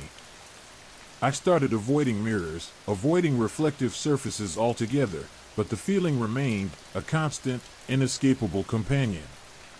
It was as if the reflection wasn't confined to the glass, that it had somehow transcended its physical limits, becoming an entity existing independently, yet inextricably bound to me. My days were spent in a state of anxious hypervigilance. Every shadow seemed to shift and writhe, every rustle a potential harbinger of its malevolent presence. I became a prisoner in my own home, a terrified observer of my own unraveling. The world seemed to distort and shift around me, objects rearranging themselves in ways that defied logic, their placement subtly altered, subtly threatening. The familiar comfort of my home had transformed into a labyrinth of paranoia, a twisted reflection of my own fractured mind. One evening, while staring out my window, lost in a maelstrom of fear and self-doubt, I saw it. Not in the mirror, but in the reflection of the darkening sky on the glass.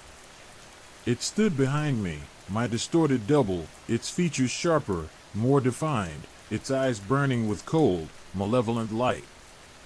It didn't mimic my movements. It moved independently, its actions deliberate, precise, utterly terrifying. It extended a hand, its long, skeletal fingers reaching out, not to touch me, but to touch the world around me. I watched, paralyzed with fear, as it manipulated objects in my living room, books shifting positions on the shelf, photographs falling from the wall, and once again, that overwhelming smell of burnt ash filled the air. It was a terrifying demonstration of its power, a blatant assertion of its presence in my life. The fear was absolute, paralyzing. It wasn't just a reflection anymore. It was a presence, a malevolent entity tethered to me, feeding off my fear, my anxiety, my very essence. It seemed to revel in my terror, its form flickering and shifting as if mirroring the chaos within my own mind. My grip on reality loosened, the boundaries between the real and the unreal blurring.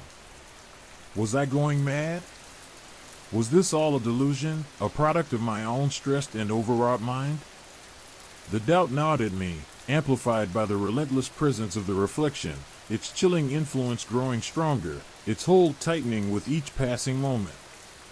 I was drowning, suffocating in the suffocating reality of my reflection, its haunting gaze the only constant in a world that was rapidly dissolving around me.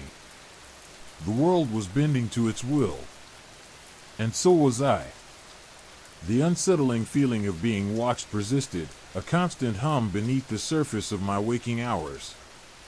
It wasn't just the fleeting glimpse of my distorted double and reflective surfaces, it was a pervasive sense of being scrutinized, dissected, judged by something unseen yet acutely present.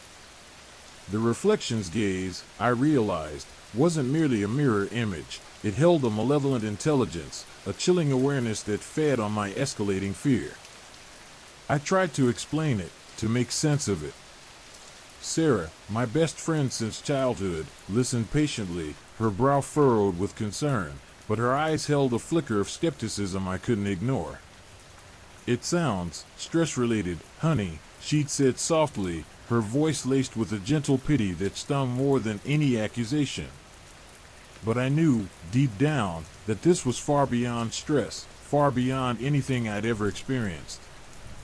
My next attempt at explanation was with Dr. Albright, a psychiatrist recommended by Sarah. His office, surprisingly, mirrored the growing unease in my own life. The sterile, clinical environment felt cold and unwelcoming, the faint scent of antiseptic failing to mask a deeper, more unsettling odor, something metallic and acrid, strangely familiar. He listened attentively, taking notes with a detached professionalism that further fueled my growing sense of isolation. He suggested therapy, medication, even a brief stay at a specialized facility. But his words, like Sarah's, offered no comfort, no solution, only a confirmation of my growing fear. I was alone in this. Desperation fueled my search for answers. I delved into ancient texts, esoteric lore, anything that might offer a clue to the nature of this entity. I found myself in dimly lit libraries, surrounded by dusty tomes filled with tales of doppelgangers, spectral entities, and otherworldly horrors. Each page I turned seemed to deepen the mystery, confirming my fears while offering no concrete solutions. The disturbances continued to escalate. The seemingly random rearrangements of objects became more deliberate, more unsettling. My prized collection of antique porcelain dolls, meticulously arranged on a shelf, were found scattered across the floor, their painted eyes staring up at me with an unnerving intensity. The cryptic messages on the bathroom mirror became more frequent, the chilling words escalating in their threat. "You are next," one message read, scrawled in what appeared to be a substance akin to dried blood. Sleep offered no refuge. My dreams were consumed by the reflection, its form constantly shifting, morphing into grotesque parodies of my own features, its eyes burning with an insatiable hunger. I found myself trapped in a labyrinthine nightmare, pursued by this spectral double, the lines between dream and reality blurring with each passing moment. I'd wake up screaming, drenched in sweat, the chilling image of its distorted smile seared into my memory. During the day, the feeling of being watched intensified. Crowds felt oppressive, each individual face a potential mask for my pursuer. Even in solitude, I felt its presence, a cold breath on my neck, its unseen gaze piercing through the walls of my own home. I began covering mirrors, obscuring reflective surfaces, even turning away from windows, all attempts at thwarting its gaze, to deny its access, but to no avail. Its presence remained, inescapable, a constant, unnerving weight on my soul. One day, I discovered a hidden compartment in my grandmother's old writing desk. Inside, nestled amongst yellowed letters and faded photographs, was an old leather-bound journal. Its pages, brittle with age, recounted a story eerily similar to my own, a tale of a reflection that had become sentient, a malevolent entity feeding off the fears and insecurities of its host. The journal spoke of rituals, of ancient practices designed to sever the connection, to banish the reflection back to the shadowy realm from which it had come. The final entry, however, was chillingly cryptic. "It knows," it read, followed by a series of indecipherable symbols. Armed with a sliver of hope, yet filled with a growing sense of foreboding, I decided to attempt one of the rituals described in the journal. It involved chanting ancient words, holding a specific sequence of crystals, and focusing my intent on severing the connection with my reflection. The process was arduous, mentally and emotionally draining. The air crackled with unseen energy, and the temperature in the room plummeted. As I chanted the ancient words, my reflection in the nearest mirror, a small hand mirror I'd momentarily forgotten to cover, began to writhe and distort, its form becoming more monstrous, its eyes glowing with an infernal light. The ritual seemed to be working, or at least, it seemed to be provoking a violent reaction from the reflection. The room filled with the acrid smell of burnt ash and something else, something metallic and sickeningly sweet, like blood. The temperature dropped further, sending chills down my spine. The reflection in the mirror began to stretch and warp, its image twisting into something almost beyond comprehension, a monstrous parody of my own face. Then, with a final, guttural scream, the mirror shattered, sending shards of glass flying across the room. The feeling of its presence didn't diminish, it intensified. I felt its gaze penetrate my very being, a cold tendril wrapping around my heart, squeezing, tightening, threatening to suffocate me. The reflection had not been vanquished. It had merely shifted, its form now unbound by mirrors, existing independently, but still linked to my being, forever intertwined with my fate. And with the shattered mirror, I knew the true extent of its power. My grasp on reality continued to weaken, the line between dream and nightmare ever blurring. Was this all a delusion, the product of a fractured mind? Or was there a deeper, darker reality that I was only beginning to comprehend? The question hung in the air, a malevolent specter mirroring my own uncertainty. The reflections gazed the only constant in this dissolving world. And I knew, with a chilling certainty, that my fight for survival was far from over. The reflection was winning. The journal's chilling final entry, "It knows," echoed in my mind, a constant, maddening refrain. The shattered mirror lay in pieces on the floor, a testament to the violence of my confrontation, yet the feeling of being watched, of being known, remained. It wasn't merely a presence, it was a sentient entity, a perverse echo of my own being, and it was winning. Sleep had become a luxury I couldn't afford. The moment my eyes closed, I was plunged back into the nightmarish labyrinth, chased by the monstrous distortion of my reflection, its laughter a chilling whisper in the darkness.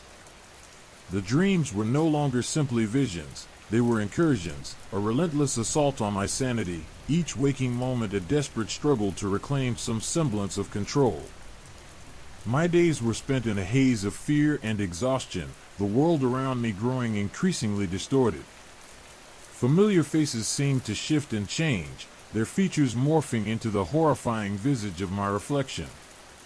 Sounds warped and echoed, whispers slithering from the shadows, weaving themselves into my waking thoughts. The line between reality and hallucination blurred, dissolving into an unsettling chaos that threatened to consume me entirely. I tried to fight back, to assert my control.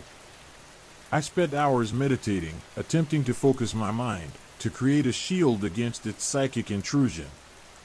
I burned sage, attempting to cleanse my home of its malevolent presence. I even tried to rationalize it all away, to convince myself it was simply a breakdown, a manifestation of stress and exhaustion. But the reflection's presence remained, impervious to my efforts, a constant, chilling reminder of its power. One evening, driven by a desperate need for clarity, I stood before a full-length mirror, my hands trembling. The mirror was new, purchased to replace the shattered one, but the fear was the same, a primal dread that gripped my heart. I stared into my reflection, searching for a sign, a weakness, anything to exploit. Instead, I saw it. Not as a monstrous distortion, but as a reflection that was, in some way, more real than I felt myself to be. Its eyes held a disturbing clarity, an intelligence that resonated with a deeper part of me, a part one had never known existed. It wasn't a monster, not exactly. It was a mirror image, yes, but one that had grown independent, possessing an awareness, a will of its own. A strange, unsettling calm settled over me. The terror hadn't vanished, but it had morphed into something else, a terrifying understanding. This wasn't a battle I could win with rituals or sage. This was a struggle for my very identity, a battle for the control of my own self. The reflection began to speak, not with a voice, but with a direct communication to my mind, a thought form, a telepathic intrusion. "We are one," it whispered, not an audible sound but in the deep recesses of my consciousness. "We are two sides of the same coin. You cannot destroy me, you can only destroy yourself." The words sent a shiver of icy dread down my spine. It wasn't wrong. It was a horrifying truth, a reflection of the duality within me, the darkness I had always tried to ignore, to suppress. The reflection was not just a separate entity, it was the manifestation of my suppressed anxieties, my deepest fears, my darkest desires given physical form. The confrontation intensified, a silent battle waged within the confines of my own mind. The reflection showed me visions, memories twisted and warped, highlighting my insecurities, my vulnerabilities, every flaw amplified into monstrous proportions. It was a psychological torture, a relentless assault on my self-worth, designed to break me, to consume me, to claim me as its own. I fought back, summoning every ounce of willpower, every shred of self-respect, to resist its insidious influence. I clung to the good memories, the moments of joy, the love I had known, using them as weapons against the darkness that threatened to overwhelm me. It was a brutal, exhausting struggle, a relentless war fought on the battlefield of my own soul. Days bled into nights, the boundary between reality and nightmare dissolving entirely. I was adrift in a sea of fragmented memories, distorted perceptions, and chilling visions, my sense of self fragmented, eroded by the relentless assault of the reflection. The climax arrived without warning, a sudden, violent eruption of psychic energy. The reflection, empowered by my inner turmoil, my self-doubt, reached into my consciousness, attempting to merge, to consume me entirely. I fought back, not with physical force, but with a desperate, unwavering assertion of my identity, a defiant refusal to surrender. The battle was reflected in the physical world. Objects in my room began to vibrate, to shatter, the air crackling with unseen energy. The walls seemed to breathe, the shadows writhing like living things. My own body convulsed, the pain both physical and psychic, tearing at my very being. The final confrontation was not a physical one, it was a battle of wills. I stared into the eyes of my reflection, seeing not a monster, but a part of myself, a darkness I had repressed for too long. And in that moment, I made a choice. I chose to embrace the darkness, to integrate the shadow self, rather than fight against it. The room went silent. The energy subsided, the chaos ceasing. The reflection didn't vanish, it softened, its features losing their monstrous distortion. It became less of a threatening entity and more of a somber, silent reflection, accepting, yet somber. The battle was over, but the scars remained. The reflection was still there, a part of me, but now it was a part one could accept, a part one could understand.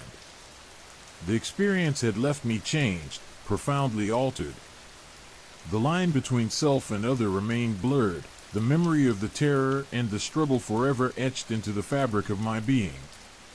But I had survived. I had faced the darkness and, in a way, emerged victorious. The reflection still remains, a reminder of the fragile nature of identity, the terrifying potential lurking within the shadows of our own minds. The nightmarish journey wasn't over, but I was no longer alone. I had faced my reflection, and I had found a way to coexist. The fight was far from over, but now, at least, I knew my enemy. And I knew myself. The silence that followed was heavier than the storm that had preceded it.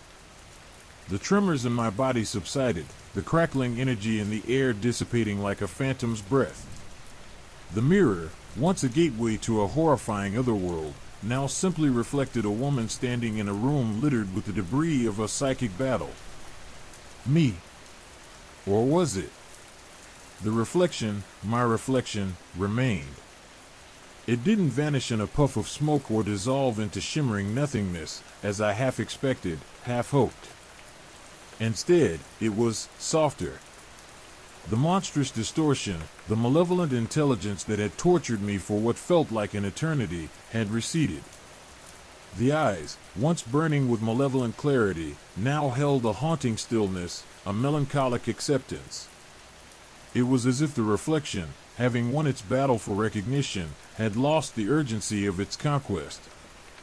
I reached out a trembling hand, tracing the outline of my face in the glass. My own face, pale and drawn, reflected back at me, haunted by the ordeal. But beside it, in the same mirror, was the other, the reflection, no longer a grotesque caricature but a mirrored image that held a strange, unsettling familiarity. We were two halves of a whole, a yin and yang of the self, bound together in an uneasy truce. Was it real? That was the question that gnawed at me, a persistent splinter in my mind.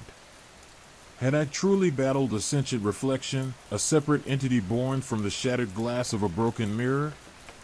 Or had it all been a delusion, a manifestation of my own inner turmoil, a psychological breakdown that had taken on a horrifically vivid form.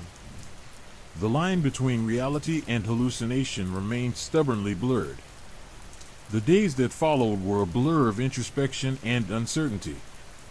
I continued to live, to function, but the world held a different hue, a darker shade that hinted at an unseen depth. Every familiar face seemed to hold a veiled otherness, a hidden reflection that stirred a dormant fear. The simple act of looking in the mirror became a ritual, a silent negotiation with the reflection that remained, a constant, silent observer of my life. The reflection did not speak again, at least not in the direct, telepathic way it had before. But its presence was a constant undercurrent in my thoughts, a silent commentary on my life. It watched me work, watched me sleep, watched me grieve the loss of the life I once had, the life before the reflection became a part of me. It was as if it had become a second, silent consciousness, an integral part of my being, a silent witness to the unfolding of my life. Sleep continued to be a battlefield, though the nightmares had lessened in intensity. The labyrinthine corridors of my dreams still held shadowy figures and menacing whispers, but the monstrous reflection was less of a terrifying pursuer and more of a spectral companion. It was a reminder of what I had endured, a constant undercurrent of my subconscious, a darkness that could never be completely eradicated. I sought professional help, of course. I spoke to therapists, to psychiatrists, but the rational explanations they offered felt inadequate. They spoke of dissociative disorders, of extreme stress, of repressed trauma manifesting in vivid hallucinations. They couldn't, or perhaps wouldn't, acknowledge the possibility of a sentient reflection, an independent entity that existed alongside me, a part of me, yet separate. They prescribed medication, suggested therapy, urged me to focus on regaining a sense of normalcy. And yet, the reflection remained. It was a part of my new normal, a constant, quiet companion in a world that had fundamentally shifted. The ambiguity of my experience weighed heavily on me. I tried to document everything, to record my observations, to create a tangible record of what I had endured. The journal entries became increasingly fragmented, my attempts at clarity dissolving into a chaotic swirl of memories, observations, and unanswered questions. Sometimes, in the quiet moments of solitude, I questioned my sanity. Had I truly seen what I saw? Or had my fractured psyche conjured the reflection as a way to cope, a monstrous embodiment of my inner demons? The uncertainty was agonizing. It was like living in a perpetual twilight zone, where reality was malleable, shifting according to my mental state. One moment I would feel confident in the reality of the reflection, the tangible evidence of our struggle still fresh in my mind. The next moment, the rational part of me would scream that it had all been a figment of my imagination, a psychological aberration. I began to avoid mirrors, not out of fear, but out of a need to escape the constant visual reminder of my fractured self. The reflection was no longer a terrifying monster, but a silent witness to my struggle, an unwelcome reminder of the precarious nature of my own identity. But avoidance only served to deepen the feeling of unease. The reflection wasn't confined to the mirror. It became a part of my perception, seeping into every aspect of my life. I saw it in shadows, in fleeting glimpses, in the distorted reflections on polished surfaces. It became an omnipresent presence, a haunting reminder of the terrifying unknown that resided within me. The lingering doubt, the persistent uncertainty, was more agonizing than the initial terror.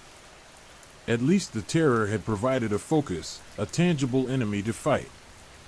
The doubt, however, was a creeping paralysis, a slow erosion of certainty that threatened to consume me entirely. It was a profound sense of unease, a constant unease that existed on the fringes of my consciousness. I learned to live with it, to navigate the ambiguity, to accept the uncertainty as a new and unsettling aspect of my reality. The reflection, a physical manifestation of my internal fragmentation, was now an integral part of who I am. The scars of our battle remain, invisible, perhaps, to others, but visible to me in every reflection, in every shadow, in every quiet, thoughtful moment. The story I had survived was not about victory or defeat, not about triumphing over the darkness.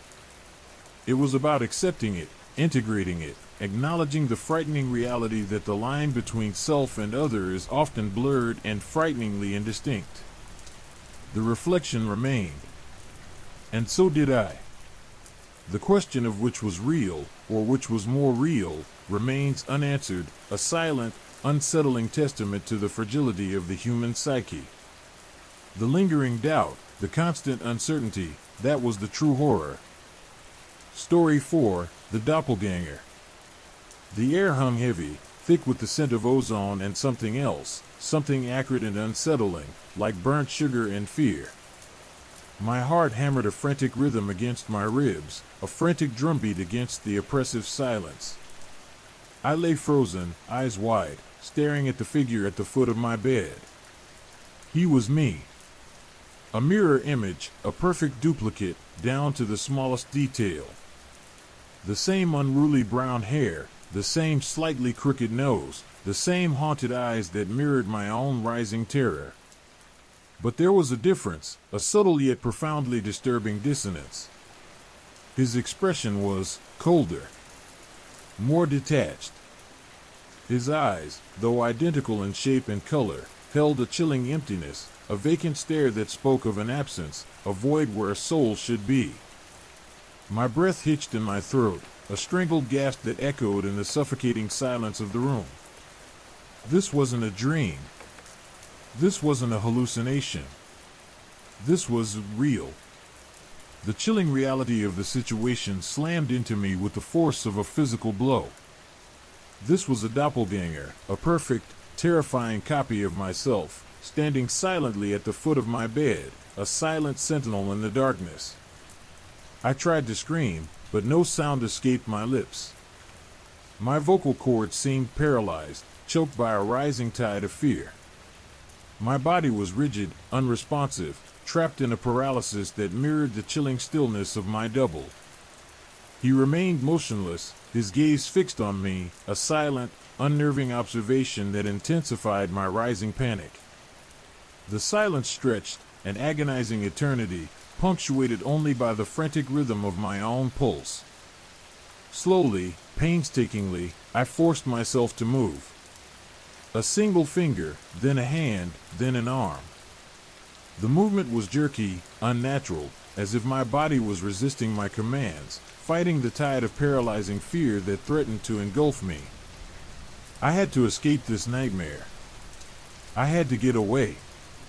I swung my legs over the side of the bed, my feet hitting the cold, unforgiving floor with a jarring thud that broke the spell of paralysis.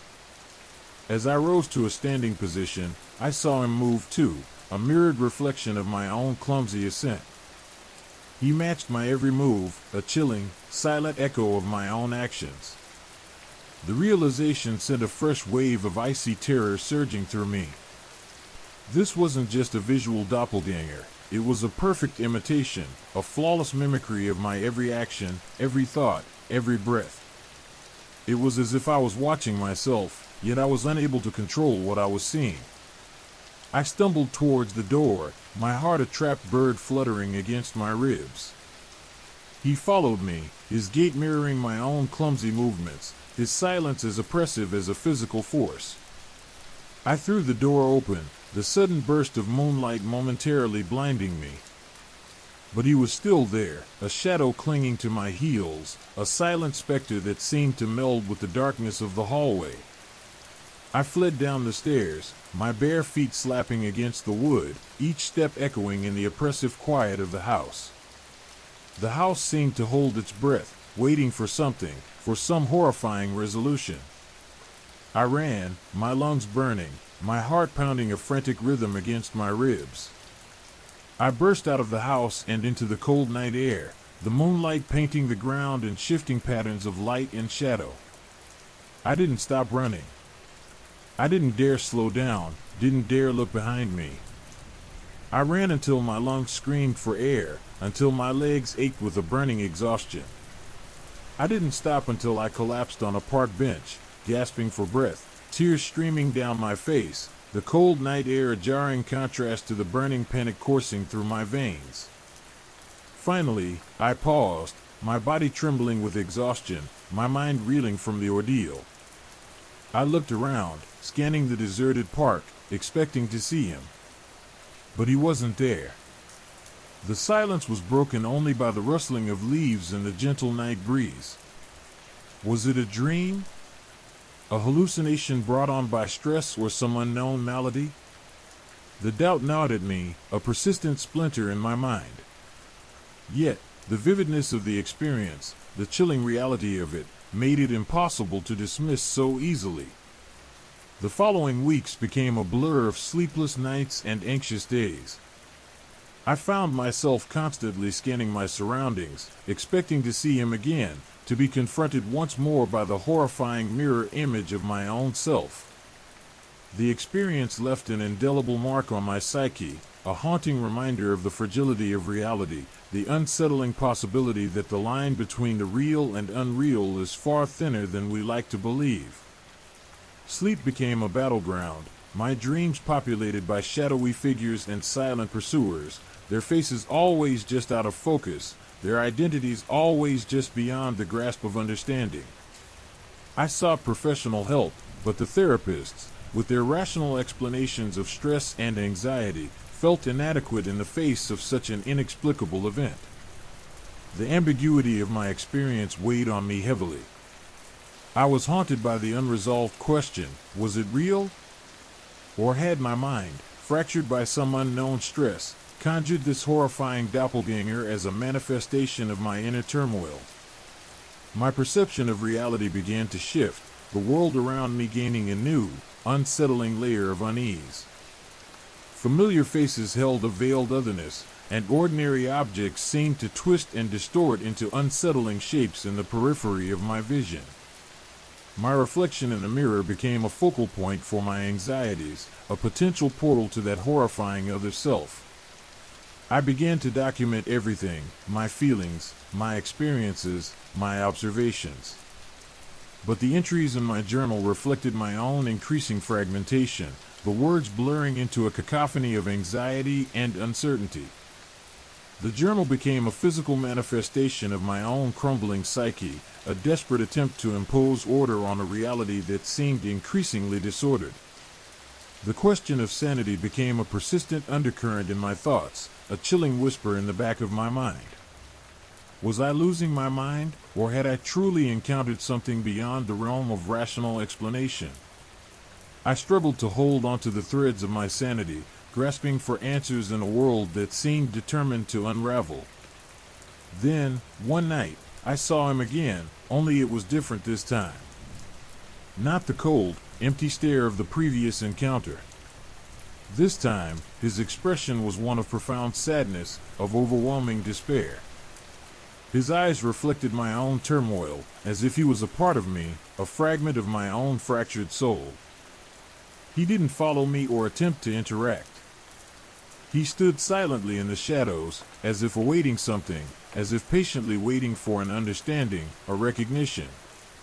And in that moment of profound sadness in his eyes, I saw not a monster, but a reflection of my own internal struggles.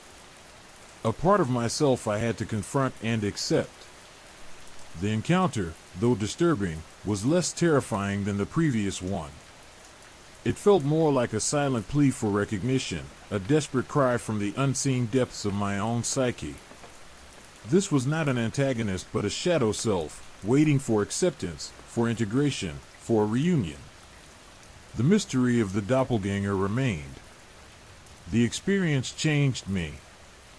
I understood then that perhaps I couldn't outrun or escape the darkness that resided within me. This was not something external but an integral part of my being. The journey to understanding, to acceptance, had just begun. The true horror wasn't the doppelganger itself, but the unsettling journey of self-discovery that followed, a terrifying confrontation with the fragmented landscapes of my own soul. The midnight visitor remained a haunting reminder of the terrifying unknown, not external, but internal, a profound truth hidden within the dark corners of the human psyche. The true horror lies not in the darkness itself, but in the courage, or lack thereof, to look into its eyes. The days that followed were a blur of paranoia and exhaustion. Sleep offered no respite, only a descent into a waking nightmare where my reflection mocked me from every surface, a constant, silent observer.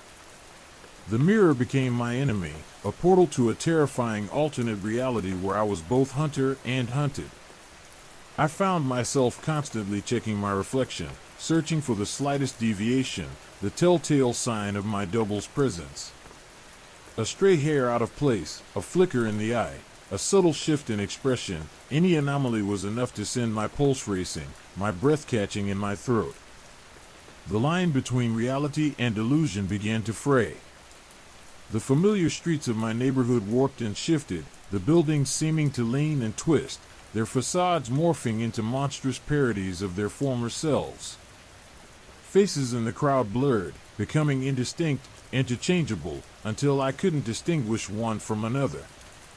Every stranger held the potential to be him, a terrifying possibility that kept me perpetually on edge, my senses hyper-alert, my nerves raw. Even my own body felt alien, a vessel I no longer fully controlled. I felt a disconnect, a sense of detachment, as if I was observing myself from a distance, watching my own actions with a detached curiosity. My hands trembled uncontrollably, my heart pounded incessantly, a relentless drumbeat accompanying my every waking moment. The feeling of being watched was constant, a pervasive sense of dread that clung to me like a second skin. I tried to rationalize my experience, to find a logical explanation for the impossible. Sleep deprivation, stress, a mental breakdown, all seemed plausible, yet none of them truly explained the visceral reality of my encounters. The terrifying precision of the mimicry, the unnerving accuracy of the duplication, defied simple explanation. It was as if a malevolent force had created a perfect replica of me, designed to haunt and torment. I began to document my experiences in excruciating detail, my journal becoming a testament to my deteriorating mental state. The pages were filled with shaky handwriting, fragmented sentences, and desperate pleas for understanding. The words themselves felt alien, as if they weren't coming from me, as if someone else was dictating my thoughts, shaping my reality. The unsettling similarities between myself and my double extended beyond the physical. I found myself inexplicably drawn to actions and decisions that mirrored his behavior.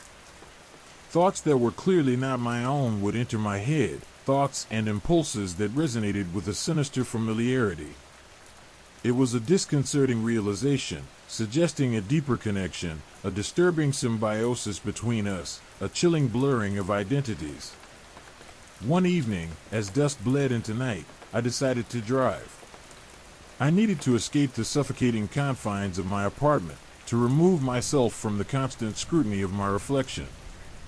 As I drove, the familiar streets twisted and turned into unfamiliar labyrinths, their comforting familiarity replaced by a menacing strangeness. It felt as though the city itself was shifting and changing, adapting to my paranoia. The shadows seemed to lengthen, contorting and pulsating, taking on grotesque shapes in my peripheral vision. I stopped the car, overwhelmed by a wave of dizziness and nausea. I was not merely being watched but pursued, the unseen presence a constant weight in the car with me. A pressure building, pushing me to the edge of my sanity.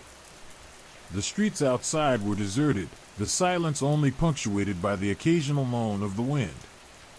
As I sat there, paralyzed by fear, I saw him, his face reflected in the passenger side mirror. He smiled, a chilling, mirthless expression that sent a fresh wave of ice-cold terror through me. It wasn't a perfect reflection this time. His expression revealed something entirely new, cruelty.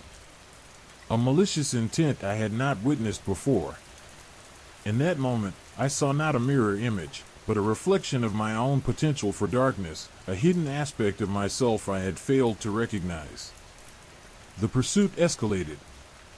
He appeared at my workplace, a fleeting glimpse in the crowded hallway, a momentary flash of recognition in the eyes of a stranger. He followed me home, his presence a suffocating weight in the empty spaces of my apartment. Sleep became impossible, each moment of rest replaced by terrifying visions of him, always just out of reach, always just beyond my grasp. I sought professional help, but the therapists were baffled, their rational explanations falling flat in the face of such overwhelming evidence. My experiences seemed to defy the realm of scientific explanation. My reality fractured, breaking apart into pieces that refused to reconnect. One rainy morning, as I stared at my reflection in the rain-streaked window, I saw him standing beside me, the lines between our two images blurring, almost merging. He didn't look threatening, this time. His expression was sad. His gaze was full of a profound loneliness, a deep-seated despair that mirrored my own. In that moment, I understood. My doppelganger wasn't a separate entity, a malevolent force, or a manifestation of my anxieties. He was a part of me, a suppressed aspect of my psyche that had manifested itself in physical form. He was the darkness I had denied, the shadow I had kept hidden within. The confrontation didn't end in violence or terror. It ended in recognition and acceptance. The doppelganger was not my enemy, but a part of myself I had to integrate. The horror was not in the external, but in the internal, in the shadowy recesses of my own soul. The true terror was not the doppelganger, but confronting the unsettling truth of my own fragmented self. The terrifying unknown was not outside but within. The mirror reflected not an antagonist, but myself, a fractured and fragmented reflection of my own soul. The journey of self-discovery had begun, a perilous path through the darkest corridors of the psyche, a journey into the terrifying unknown. The insidious mimicry escalated. It wasn't just my reflection anymore, it was my life, subtly, terrifyingly, being rewritten. He started small, mimicking my morning routine, the precise order in which I brushed my teeth, the way I made my coffee, the particular angle at which I positioned my toast. At first, I dismissed it as coincidence, a trick of the mind, a product of my frayed nerves. But the subtle imitations grew bolder, more intrusive.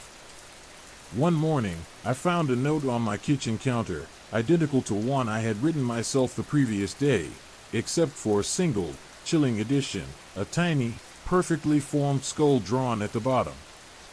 The hair on the back of my neck prickled. This wasn't just imitation, this was an invasion. He began to interact with my colleagues, subtly altering my words, influencing my actions. A presentation I had meticulously prepared was subtly sabotaged, a crucial detail omitted, a crucial point misrepresented. The resulting chaos was attributed to my nervousness, and I started to question my own competence, my own sanity. The subtle manipulation extended to my closest friends. They reported unusual behavior, strange conversations I couldn't recall having. It was as if the doppelganger was weaving himself into my relationships, inserting himself into the very fabric of my life. My girlfriend, Sarah, became increasingly concerned. She noticed the subtle changes, the slight shifts in my personality, the unnerving familiarity of my actions. One evening, she confronted me, her voice trembling with fear and uncertainty. "You're not yourself," she whispered, her eyes wide with apprehension. "It's like someone else is inside you." Her words struck a chord, a chilling resonance within the deepest recesses of my mind. It was as if she had inadvertently voiced the terrifying truth that I had been desperately trying to deny. The doppelganger wasn't just mimicking me, he was becoming me. He was absorbing my identity, replacing my thoughts and actions with his own, erasing me from the inside out. The realization was both terrifying and strangely liberating. The fight or flight response was replaced by a cold, paralyzing dread. I was no longer fighting against an external enemy. I was battling against myself, a sinister, insidious part of my own subconscious that had taken physical form. My apartment became a battleground, a space where my identity was constantly under siege. Every object, every corner, held the potential for a fleeting glimpse of him, a chilling reminder of my own impending annihilation. The mirrors were no longer just reflective surfaces but portals to a terrifying, ever-shifting reality. I would see myself, then him, then a blend of both, the lines blurring, identities merging, until I couldn't tell where one ended and the other began. The sense of alienation intensified. My body felt foreign, unresponsive, as if my consciousness were a fragile, frightened bird struggling to escape its cage. My thoughts were no longer my own, manipulated, distorted, twisted into grotesque parodies of their former selves. I would find myself writing emails, making calls, performing actions that were completely out of character. It was a complete takeover, a silent, insidious usurpation of my very being. Sleep became a terrifying descent into an inescapable nightmare. In my dreams, he would appear, not as a separate entity but as a part of me, a disturbing reflection of my own darkest impulses. We would merge, our identities intertwining, a terrifying fusion of good and evil. I would wake up in a cold sweat, my heart pounding, the line between dream and reality permanently blurred. The line between reality and illusion completely vanished. Days bled into nights, events merging into a chaotic, nightmarish collage. The familiar streets of my neighborhood transformed into nightmarish labyrinths, the buildings contorting and twisting into grotesque parodies of their former selves. Faces in the crowd blurred, merging, becoming interchangeable, until I couldn't tell friend from foe. Sarah grew increasingly frantic, desperate to understand what was happening to the man she loved. She sought professional help, dragging me along to countless therapy sessions. The therapists offered vague explanations, muttering about dissociation, multiple personality disorder, and the psychosomatic effects of stress. Their words were empty, their attempts at diagnosis falling flat in the face of the overwhelming evidence before them. One night, as Sarah slept beside me, I felt the shift. He took over completely. I watched, horrified, as my body moved without my consent, my voice uttering words I didn't recognize, my hands performing actions that were utterly foreign to me.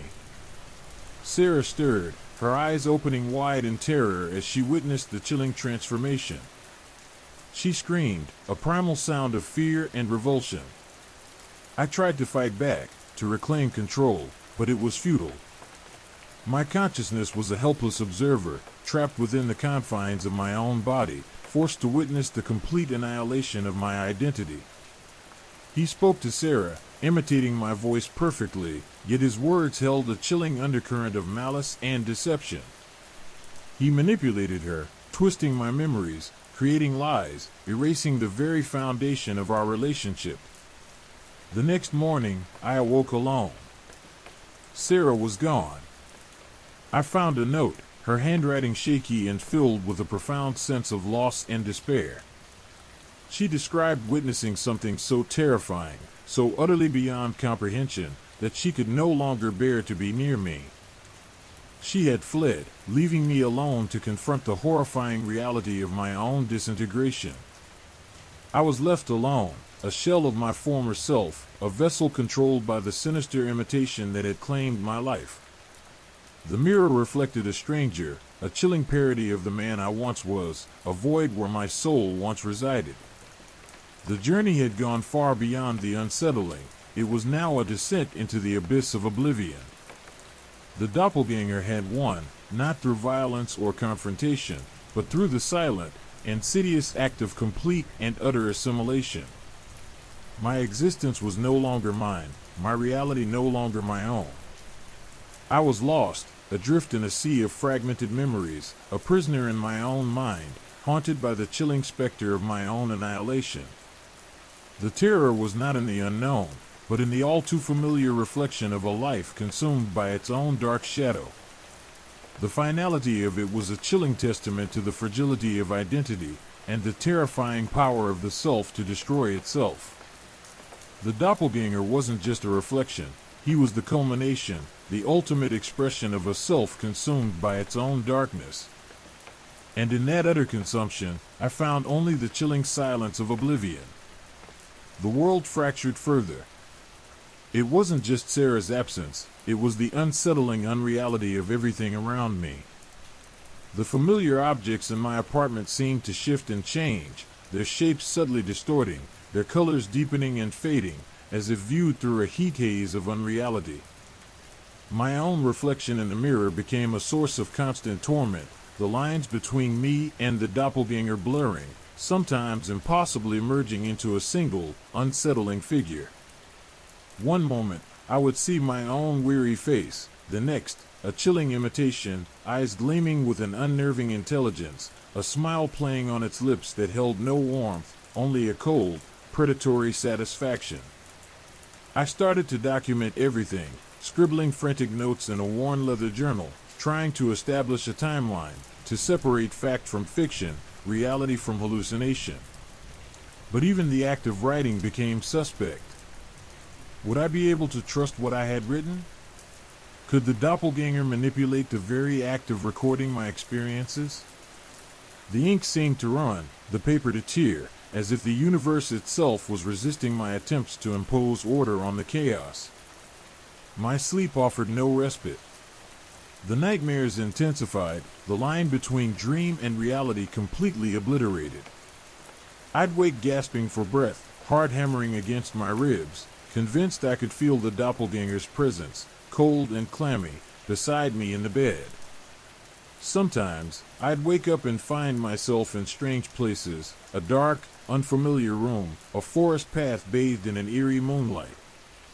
It was as if my subconscious was playing a cruel joke, using my own memories to trap me in an endless cycle of nightmarish scenarios. The feeling of dread was constant, a suffocating weight on my chest, never lifting, never allowing a moment of true peace. Food lost its taste, sleep its restorative power. The world became a maze of shifting perspectives and unreliable senses. I'd go to the grocery store, only to find that the familiar aisles were twisted into something grotesque and alien, the products morphing before my eyes into unsettling parodies of themselves. Even my memories felt false. Were they really my own, or had the doppelganger cleverly woven his own false narratives into the fabric of my past? I began questioning my every action, every decision, every thought. Was anything real? The police, called in by a concerned neighbor who noticed my increasingly erratic behavior, deemed me delusional. They saw a disheveled man with hollow eyes, muttering incoherently, a man teetering on the precipice of madness. They saw the evidence of a mind unraveling, but not the insidious presence that was fueling the disintegration. Their words echoed the sentiments of the therapists: stress, exhaustion, a breakdown. They didn't see the other, the insidious presence that was slowly erasing me from existence.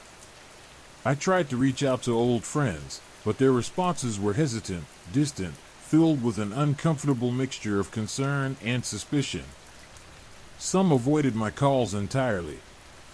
The few who did answer seemed to speak of a person I barely recognized, someone erratic, paranoid, volatile, a far cry from the person I remembered myself to be. The isolation was crushing. I was trapped in a nightmare from which there was no escape. Every interaction, every conversation, was a potential confrontation with the doppelganger, a subtle struggle for control. I'd find myself responding to people in ways that were entirely uncharacteristic. A sharp retort would erupt from my lips, a coldness that I wouldn't have believed myself capable of. My words didn't belong to me. The doppelganger's influence extended to my writing. I tried to document the unfolding horror, to translate the chaos of my existence into words, but the text betrayed me. Sentences became fragmented, words garbled, the narrative twisting into grotesque parodies of reality. My attempts at coherence were subverted, warped, manipulated by a presence that had inserted itself into the very act of creation. I began to see hints of the doppelganger everywhere. He wasn't just a reflection in a mirror or a figment of my imagination.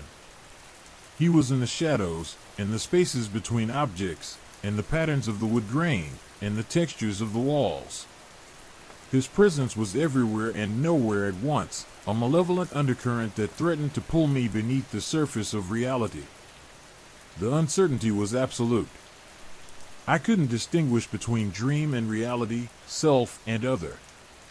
My sense of self fractured into countless pieces, a kaleidoscope of memories, emotions, and identities, all vying for dominance. The line between the real and the unreal blurred, until it disappeared completely. One day, looking into the mirror, I saw neither myself nor the doppelganger, but a strange amalgamation of both, a grotesque chimera of conflicting identities. It was a horrifying vision, the ultimate expression of my disintegration. The two entities were merging, becoming one, a seamless blend of good and evil, of truth and deception. There was no longer a distinction. There was only chaos. Was I losing my mind? Or was this a terrifying, hyperreal reality, a world warped by an unseen force? I couldn't tell the difference anymore. The line had been erased. My identity had become a battleground, a site of constant conflict and terrifying transformation.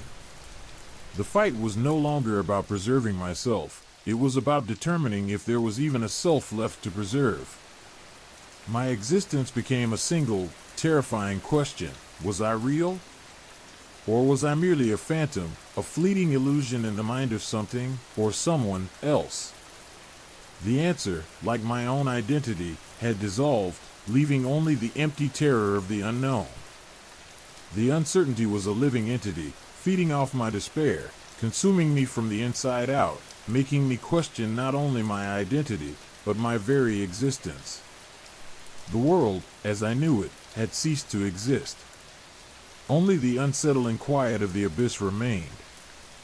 The end, if there was to be one, felt inevitable, a chilling silence swallowed by the encroaching night. The mirror became my enemy, a relentless tormentor reflecting not just my physical deterioration but the erosion of my very soul. Each fractured reflection was a piece of the puzzle, a shard of a shattered self, but the pieces refused to coalesce, to form a coherent whole. Instead, they remained scattered fragments, a chaotic mosaic of distorted features and unsettling gazes. Sometimes, the doppelganger would be almost entirely visible, his face superimposed over my own, a ghostly mask of malevolence.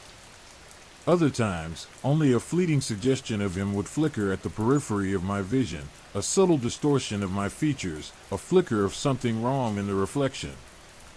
The insidious nature of the doppelganger's influence was truly terrifying. It wasn't a brute force takeover, but a slow, insidious corruption, like a virus infecting a computer system.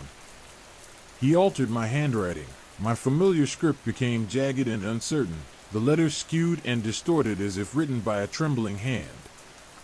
He subtly changed my speech patterns, inserting pauses, altering my tone, giving my words an edge of bitterness and paranoia I didn't recognize.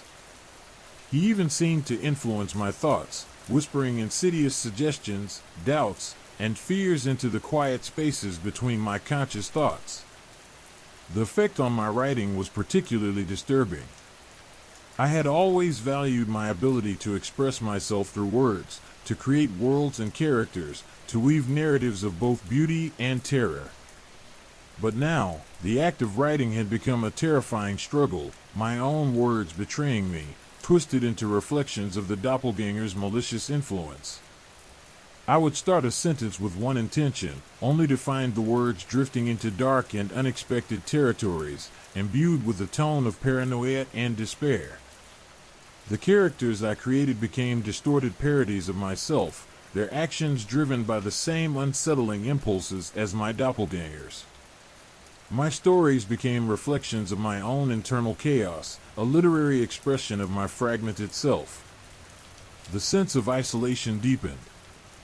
My attempts to connect with others were met with incomprehension, fear, and even revulsion. Their expressions reflected the fragmented image I saw in the mirror, a disturbed and unsettling man on the verge of collapse. It was as if the doppelganger's influence had somehow extended beyond myself, affecting the perception of those around me. I was no longer simply struggling against my own internal demons. I was fighting a battle whose battle lines had expanded, encompassing my relationships and my very existence within the shared reality. The constant struggle for control drained me, sapping my energy and willpower. There were times when I felt the doppelganger gaining the upper hand, when his influence completely overshadowed my own. These were moments of chilling surrender, where I acted in ways that were utterly alien to my own nature, moments of cruelty, selfishness, and indifference. It was during these times that I questioned the very notion of free will, whether I was truly in control of my actions or merely a puppet controlled by a malevolent force that had taken residence within me. The line between dreaming and waking became entirely blurred, an indistinguishable canvas of fear and paranoia. My dreams were no longer escapes from reality. They were extensions of my waking nightmare, a dark and relentless reflection of the internal struggle. I'd wake up gasping for air, feeling the cold presence of the doppelganger pressed against me in bed, his breath a chilling whisper in my ear. The nightmares morphed and grew, each one more horrifying than the last, weaving together fragmented memories of my life, distorting them into monstrous parodies of reality. My perception of time became distorted, warped by the ever-present influence of the doppelganger. Days bled into weeks, weeks into months. The concept of linearity collapsed, replaced by a chaotic jumble of fleeting moments and fragmented memories, a timeless realm where the boundaries between past, present, and future dissolved.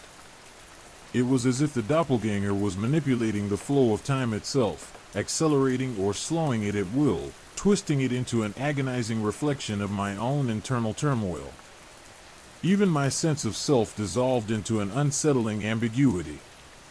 Was I the man who had once lived a relatively normal life, or was I the fractured entity I had become, a mere husk controlled by a malevolent, parasitic presence? My memories felt fractured, unreliable, as if someone had tampered with them. My thoughts became a discordant symphony of conflicting emotions, desires, and fears, all battling for dominance. My identity wasn't fixed. It was a shifting, uncertain landscape, constantly shaped and reshaped by the relentless influence of the doppelganger. The physical world reflected my internal chaos. My apartment became a labyrinth of shadows and distorted shapes, the objects within constantly shifting and changing as if mocking my attempts to maintain a grip on reality. The familiar faces of my loved ones became blurred and distorted, their expressions shifting between concern, pity, and even revulsion, adding to the feeling of isolation and alienation. The climax of my descent into chaos arrived one night during a particularly vivid dream. I found myself standing before a fractured mirror, countless reflections staring back at me, each one a distorted fragment of myself, each one exhibiting a different facet of my shattered identity. My doppelganger stood among these reflections, a malevolent presence that was both distinct from and inseparable from me. He smiled, a chilling expression that both threatened and comforted, a symbol of my inevitable absorption into his spectral being. In that moment, the line between me and my doppelganger dissolved completely, the boundaries separating self and other becoming blurred and indistinguishable. We merged, becoming one, a grotesque amalgamation of good and evil, of sanity and madness. The merging was not violent or sudden, but a gradual assimilation, a slow surrender into the abyss. I awoke with no clear sense of where I was, who I was, or even what had happened. The world was still around me, or at least, the version of the world I perceived was still there, but it was no longer a world I could recognize, or truly inhabit. The man that once existed was gone, lost to a shadowy figure who felt more of an amalgamation than a human. Whether I had successfully separated myself from the doppelganger was uncertain. The fear lingered, a chilling reminder of the precariousness of identity, the fragility of self, and the terrifying unknown that lurked beneath the surface of reality. The silence was the most disturbing thing. It didn't promise peace, it was the silence of nothingness, and the complete and utter emptiness of a fractured self. Story 5: The Black-Eyed Children. The air hung heavy with the scent of damp earth and decaying leaves. Sunlight, fractured by the dense canopy overhead, dappled the forest floor in shifting patterns of light and shadow. Sarah and Mark, seasoned hikers despite their youth, exchanged a glance, a silent acknowledgement of the unsettling stillness that had fallen over them. The birdsong, usually a vibrant chorus in this part of the woods, had ceased, replaced by an unnerving quiet, a silence so profound it felt almost tangible. They had been following a barely discernible trail, a thread winding through the dense undergrowth, for what felt like hours. The map, a tattered relic from a forgotten era, offered little comfort, its markings indistinct and unreliable. They were deep within the woods, far from the familiar comfort of well-trodden paths and the reassuring sounds of civilization. A growing unease prickled at their skin, a premonition of something unseen, something wrong. Then, they saw them. At first, it was just a flicker of movement at the edge of the woods, a fleeting glimpse of pale faces framed by dark hair. As they drew closer, the figures resolved themselves into a group of children, perhaps 7 or 8 of them, gathered in a loose circle.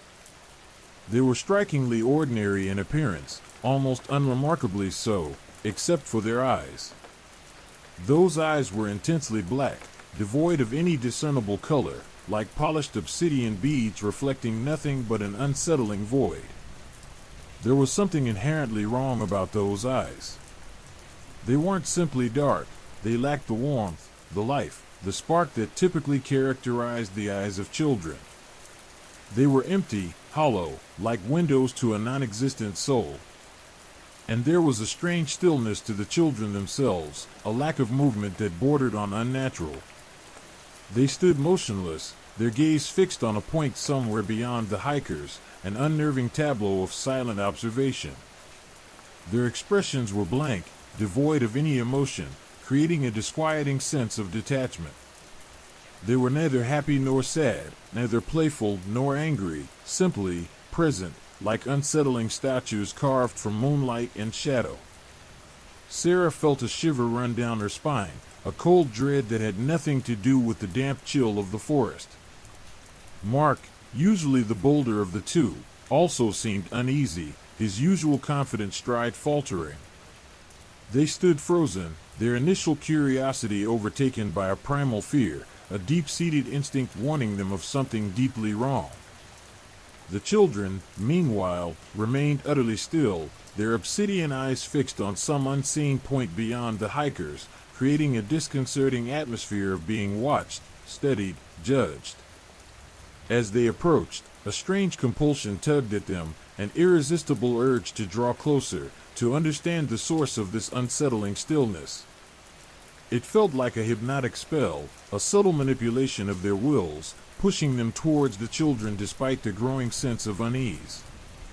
The silence pressed in on them, a tangible weight that seemed to suffocate their thoughts, replacing them with a strange, almost hypnotic sense of fascination. The children didn't speak, didn't move, didn't react in any way that suggested awareness of their presence. They were simply there, a disturbing constellation of black eyes and pale faces in the heart of the woods, an anomaly that defied explanation. Yet, their presence held an unsettling power. It was as if their mere existence was a violation of the natural order, a disturbing intrusion into the fabric of reality. Mark, breaking free from the unspoken spell first, stammered, "Hello?" His voice sounded thin and reedy, strangely out of place in the heavy silence. The children remained motionless, their gaze unwavering, their black eyes like bottomless wells of darkness reflecting nothing of the world around them. Sarah, her heart pounding a frantic rhythm against her ribs, felt a surge of panic. This wasn't a normal encounter, this was something else entirely. She reached out to take Mark's hand, a desperate attempt to anchor herself to reality, to break the spell that held them captive. The touch was grounding, yet it did little to alleviate the sense of unease. The weight of the unseen, the palpable wrongness of the situation, remained, an oppressive blanket smothering their every sense. Suddenly, one of the children, a girl with unusually long, dark hair that fell past her shoulders, moved. The movement was subtle, almost imperceptible, a slight shift in weight, a barely discernible tilt of her head. Her black eyes, still devoid of emotion, flickered toward Sarah, and for a fleeting moment, Sarah felt a jolt of something akin to understanding. It wasn't empathy or connection, but a chilling insight into something beyond human comprehension, something ancient and unsettlingly alien. It was a glimpse into a reality that lay beyond the veil of the normal, a world of shadows and unspoken dread. Then, as quickly as it had come, the moment passed. The girl returned to her motionless state, and the collective gaze of the children remained fixed on that unknown point beyond them. The silence returned, heavy and oppressive, amplified by the chilling understanding that had briefly flickered in those obsidian eyes. The hikers stood frozen, unable to move, unable to speak. The sense of being watched, of being studied, intensified, an overwhelming sensation that permeated their very beings. Time seemed to warp and distort, losing its linear flow, blending into a timeless moment of intense fear and unnerving fascination. Every instinct screamed at them to flee, to escape this unsettling encounter, yet an unseen force held them in place, keeping them captive in the presence of these disturbing children. The forest, once familiar and comforting, transformed into a menacing entity, its shadows swirling and coalescing into menacing shapes. The trees, once majestic and serene, seemed to lean in closer, their branches like skeletal fingers reaching out to enfold them in a suffocating embrace.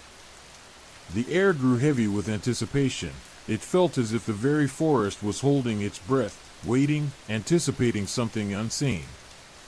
It was then that a low hum began to resonate through the air, barely audible at first, a vibration that seemed to emanate from the children themselves.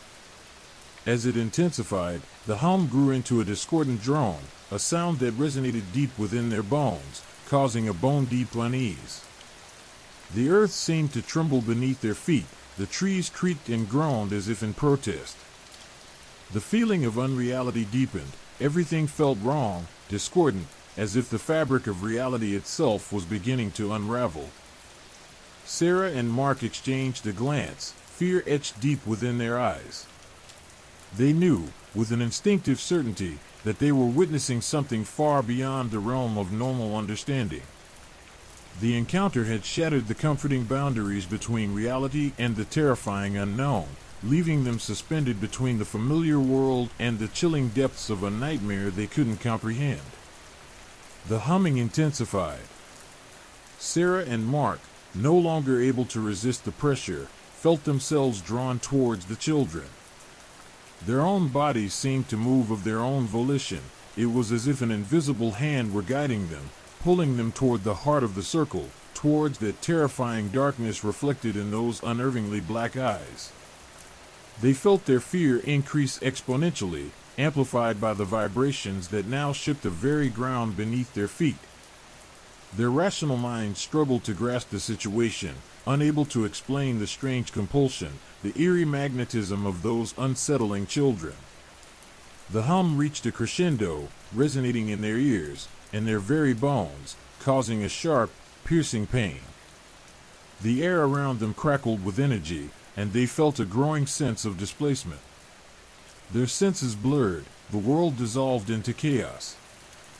Then, just as suddenly as it had begun, the humming stopped. The world snapped back into focus, but it was no longer the familiar world they had known.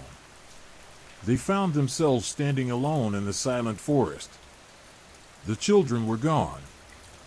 The unsettling presence, the weight of the unseen, had vanished. The silence was more profound now, almost deafening. It was a silence that hummed with the lingering residue of that terrifying experience. Mark and Sarah looked at each other, their faces pale and drawn. They were unable to speak, unable to fully process what had just transpired. The world, for both of them, would never again feel the same. The memory of the children, their unnervingly black eyes, would remain etched in their minds, a haunting reminder of the terrifying unknown that lurked just beneath the surface of reality. The unsettling feeling of being watched persisted, lingering as a cold dread. They knew instinctively that they would never truly escape this unsettling encounter, this unnerving foray into a realm that lay beyond human understanding. The silence, once a mere absence of sound, now felt oppressive, a tangible entity pressing down on them, suffocating their breath. It wasn't just the lack of birdsong or rustling leaves, it was a deeper, more profound silence, a void that seemed to absorb all other sensations, leaving only a chilling emptiness. The air itself felt different, heavy with a static charge, prickling their skin with an unseen energy. It was a silence that hummed, not with sound, but with a palpable sense of dread, a premonition of something terrible about to happen. Mark attempted to speak again, his voice a mere whisper lost in the oppressive quiet. "We should go," he breathed, his words catching in his throat. His eyes darted nervously around the clearing, searching for a way out, but the forest seemed to close in on them, the trees looming like silent sentinels, their branches intertwining overhead, forming a suffocating canopy. Sarah nodded, her own voice caught in her throat. The unsettling feeling, the deep-seated sense of wrongness that had plagued them from the moment they saw the children, had intensified tenfold. It wasn't just fear, it was a primal, instinctive terror, a visceral understanding that they were trapped, caught in a nightmare they couldn't escape.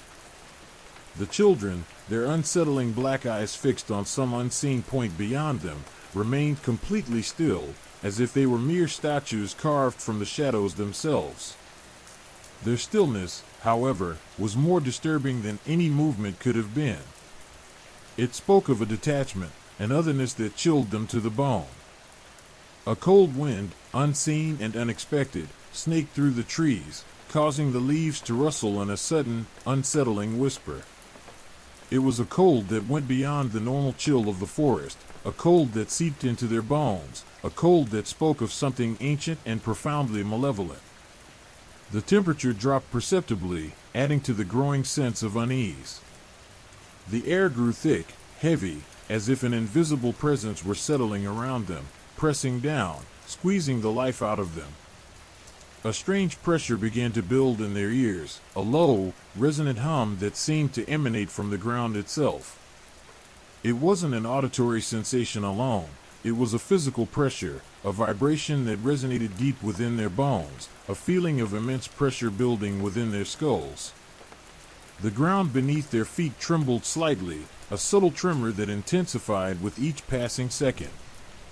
The trees creaked and groaned, their branches swaying slightly, as if responding to some unseen force. Sarah reached out to take Mark's hand again, her fingers clenching around his, seeking the comfort of human contact in the face of the inexplicable. Her touch, however, seemed to have no effect on the growing sense of dread. The pressure in their ears intensified, the hum growing louder, more insistent, transforming into a discordant drone that vibrated through their bodies, a sound that resonated with a primal fear that spoke to their deepest instincts. They tried to move, to run, to escape the unsettling pressure, but their legs felt heavy, unresponsive. An unseen force held them in place, as if an invisible hand were restraining them, preventing their escape from the growing darkness. The forest seemed to shrink around them, the trees closing in, the shadows deepening, creating a suffocating claustrophobia. The children remained motionless, their black eyes fixed on that unseen point, their presence as oppressive as the silence that surrounded them. The hum reached a crescendo, a deafening roar that filled their ears and vibrated through their bodies, causing a sharp, agonizing pain. Their vision blurred, their senses overwhelmed, as if reality itself were beginning to unravel. The world around them dissolved into chaos, a swirling vortex of light and shadow. They gasped, struggling to breathe, to maintain their grip on consciousness, but the pressure continued, crushing them, threatening to pull them into the abyss. Then, as suddenly as it had begun, the hum ceased. The pressure released, and the world snapped back into focus, but it was a world transformed.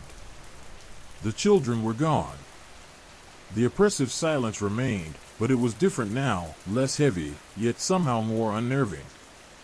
It was the silence of absence, of something missing, a silence that echoed with a lingering residue of unspeakable horror. They stood alone in the heart of the woods, their hearts pounding, their breath ragged. Mark and Sarah looked at each other, their faces pale and drawn, their eyes wide with terror. Neither of them spoke for a long time, the silence filled only with the erratic beating of their hearts and the frantic gasp of their breaths. The encounter had been more than just fear, it had been a glimpse into something profoundly wrong, something that defied explanation and shattered their perception of reality. The memory of the children, their unnervingly black eyes, would forever haunt their dreams, a chilling reminder of the terrifying depths of the unknown. They turned and ran, blindly pushing through the undergrowth, their only thought to escape the terrifying presence of the woods. The forest, once familiar and comforting, had become a malevolent entity, a menacing place of shadows and unseen horrors. Each rustle of leaves, each snap of a twig, sent shivers down their spines, each sound a reminder of the terrifying encounter, of the unsettling power of the black-eyed children. They didn't stop running until they reached the edge of the woods, stumbling into the familiar comfort of the open field, collapsing onto the grass, gasping for breath, their bodies trembling with exhaustion and terror. Even in the safety of the open field, the feeling of dread persisted. They looked back at the forest, its dense canopy a dark and ominous presence against the fading light of the day. They knew that they would never truly escape the encounter, that the memory of the black-eyed children, of the unsettling presence in the heart of the woods, would forever haunt them. The woods were no longer just trees and leaves, they were a gateway to something terrifying, a reminder of the fragility of reality and the chilling presence of the unknown. They knew that the world, for both of them, had fundamentally changed, marked by the unnerving memory of those chilling, black-eyed children.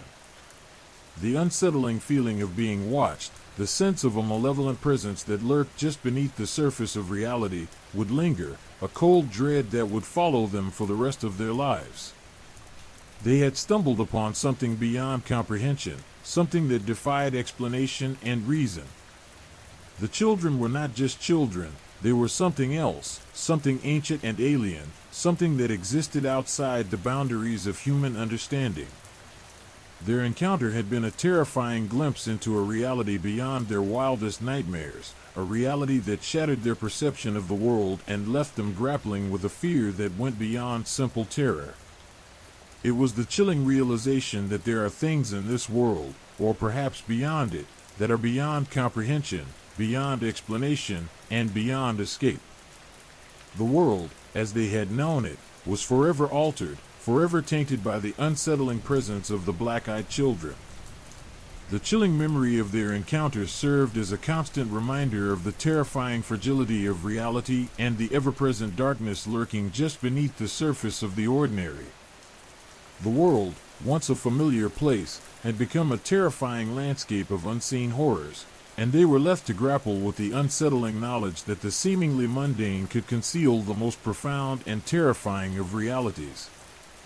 The oppressive silence, broken only by the frantic thumping of their own hearts, pressed down on them. It wasn't just the absence of sound, it was a vacuum, a void that seemed to suck the very air from their lungs.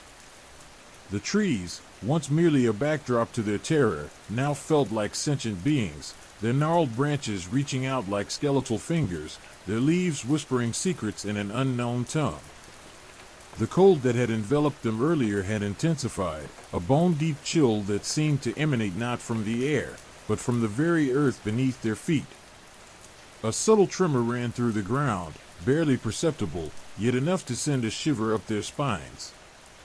It wasn't the tremor of an earthquake, but something more insidious, a vibration that seemed to resonate deep within their bones, a feeling of unease that seeped into their very souls. Mark instinctively reached for Sarah, his hand finding hers, their fingers intertwining in a desperate search for comfort and reassurance. But even the warmth of their touch offered little solace.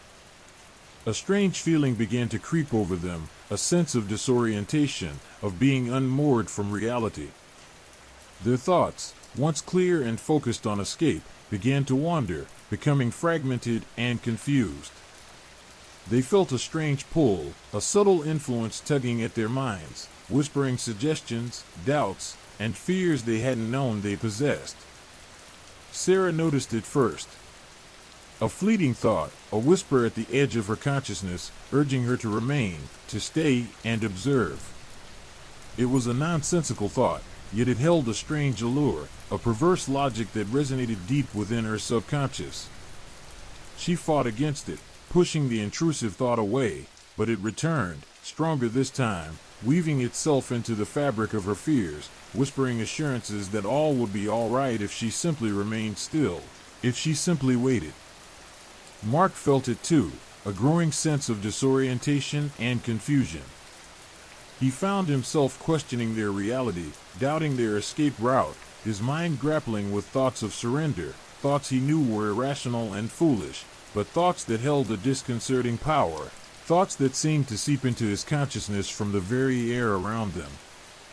The influence was subtle, almost imperceptible, but it was there, a malevolent energy emanating from the black-eyed children, a force that worked its way into their minds, exploiting their fears, their doubts, their very vulnerabilities.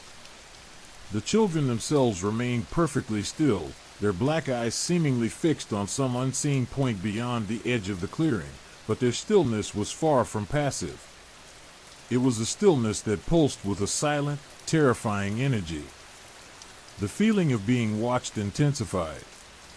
They could feel it, a cold, penetrating gaze that seemed to pierce through them, stripping them bare, revealing their deepest fears and insecurities. The forest itself seemed to be closing in on them, the trees growing taller, their branches reaching out, their leaves rustling in a morbid symphony of dread. The whispers intensified, becoming more insistent, more persuasive.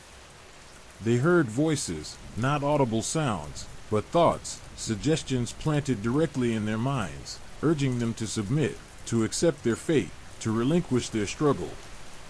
They felt a growing sense of helplessness, a feeling of being trapped, not just physically, but mentally and spiritually. Mark tried to focus, to regain control, but the intrusive thoughts overwhelmed him. He felt his will weakening, his resolve crumbling, his desire to escape replaced by a disturbing sense of acceptance, a feeling that it was all pointless, that their fate was sealed. Sarah felt the same creeping sense of despair. She struggled, fighting against the tide of negativity, but the whispers continued, their persuasive power growing with each passing moment. They were trapped in a web of fear, their minds manipulated, their wills subdued. The forest, once a familiar place, had become a hostile entity, a living nightmare. They were not just lost, they were broken. The black-eyed children, motionless and silent, had reduced them to helpless, terrified beings. Their fear wasn't solely from the children's existence, but from a profound realization that their minds were not their own, that their reality was being subtly twisted and manipulated, controlled by an unseen force far beyond human understanding. Suddenly, the feeling changed. The whispers subsided, replaced by a chilling emptiness, a void that was somehow even more terrifying than the constant barrage of intrusive thoughts. The pressure lessened, the disorientation faded, and their minds cleared, but the clarity only served to amplify the horrifying realization of their vulnerability. They were no longer under direct mental assault, but the lingering residue of that control remained, a subtle undercurrent of fear that ran deep, a reminder of how easily their minds, their very sense of self, could be manipulated and compromised. They were left with a lingering uncertainty, a sense of profound unease that the experience had shattered their perception of reality.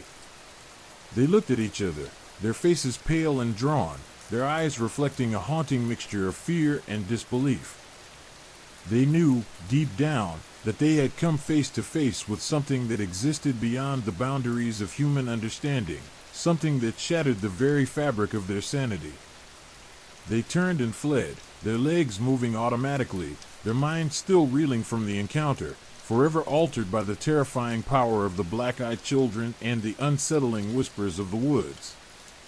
The forest had become a place of unspeakable dread, a reminder of their own fragility, a living embodiment of their darkest fears. Even as they ran, the unsettling feeling of being watched persisted, a cold, unyielding gaze that followed them, whispering promises of their eventual return, a reminder that they could never truly escape the chilling influence of the woods and the unnerving presence of the black-eyed children. The escape wasn't a liberation, it was a reprieve, a temporary escape from a nightmare that would forever haunt their waking hours and their dreams. The world, for them, had irrevocably changed. The seemingly ordinary had become terrifying, the familiar a source of constant dread, and the unknown a chilling reality far more profound and frightening than they could have ever imagined. The encounter had left an indelible mark on their souls, a constant reminder of the fragility of reality, and the ever-present darkness that lurks just beneath the surface of the mundane. They were not merely survivors, they were forever changed, their minds forever tainted by the unsettling encounter in the heart of the woods. The whispers in the dark lingered, a haunting echo of a reality that defied understanding, a reminder of the terrifying power of the unseen and the chilling truth that some things are best left undisturbed. The chilling emptiness that followed the cessation of the whispers was almost worse than the mental assault itself. It was a void, a blank space where terror had once resided, leaving behind a profound sense of vulnerability. The oppressive weight on their minds lifted, but the lingering aftershocks of the encounter pulsed within them, a constant, low thrum of fear that echoed in the silence of the woods. Mark and Sarah, their legs pumping mechanically, ran blindly through the trees, their senses overwhelmed by the sudden absence of the children's insidious influence. The world, once warped and distorted, snapped back into focus, but the clarity only served to amplify the horror of what they had experienced. The woods, once a familiar landscape, had become a menacing labyrinth, each shadow a potential threat, each rustling leaf a whisper of impending doom. They didn't dare look back.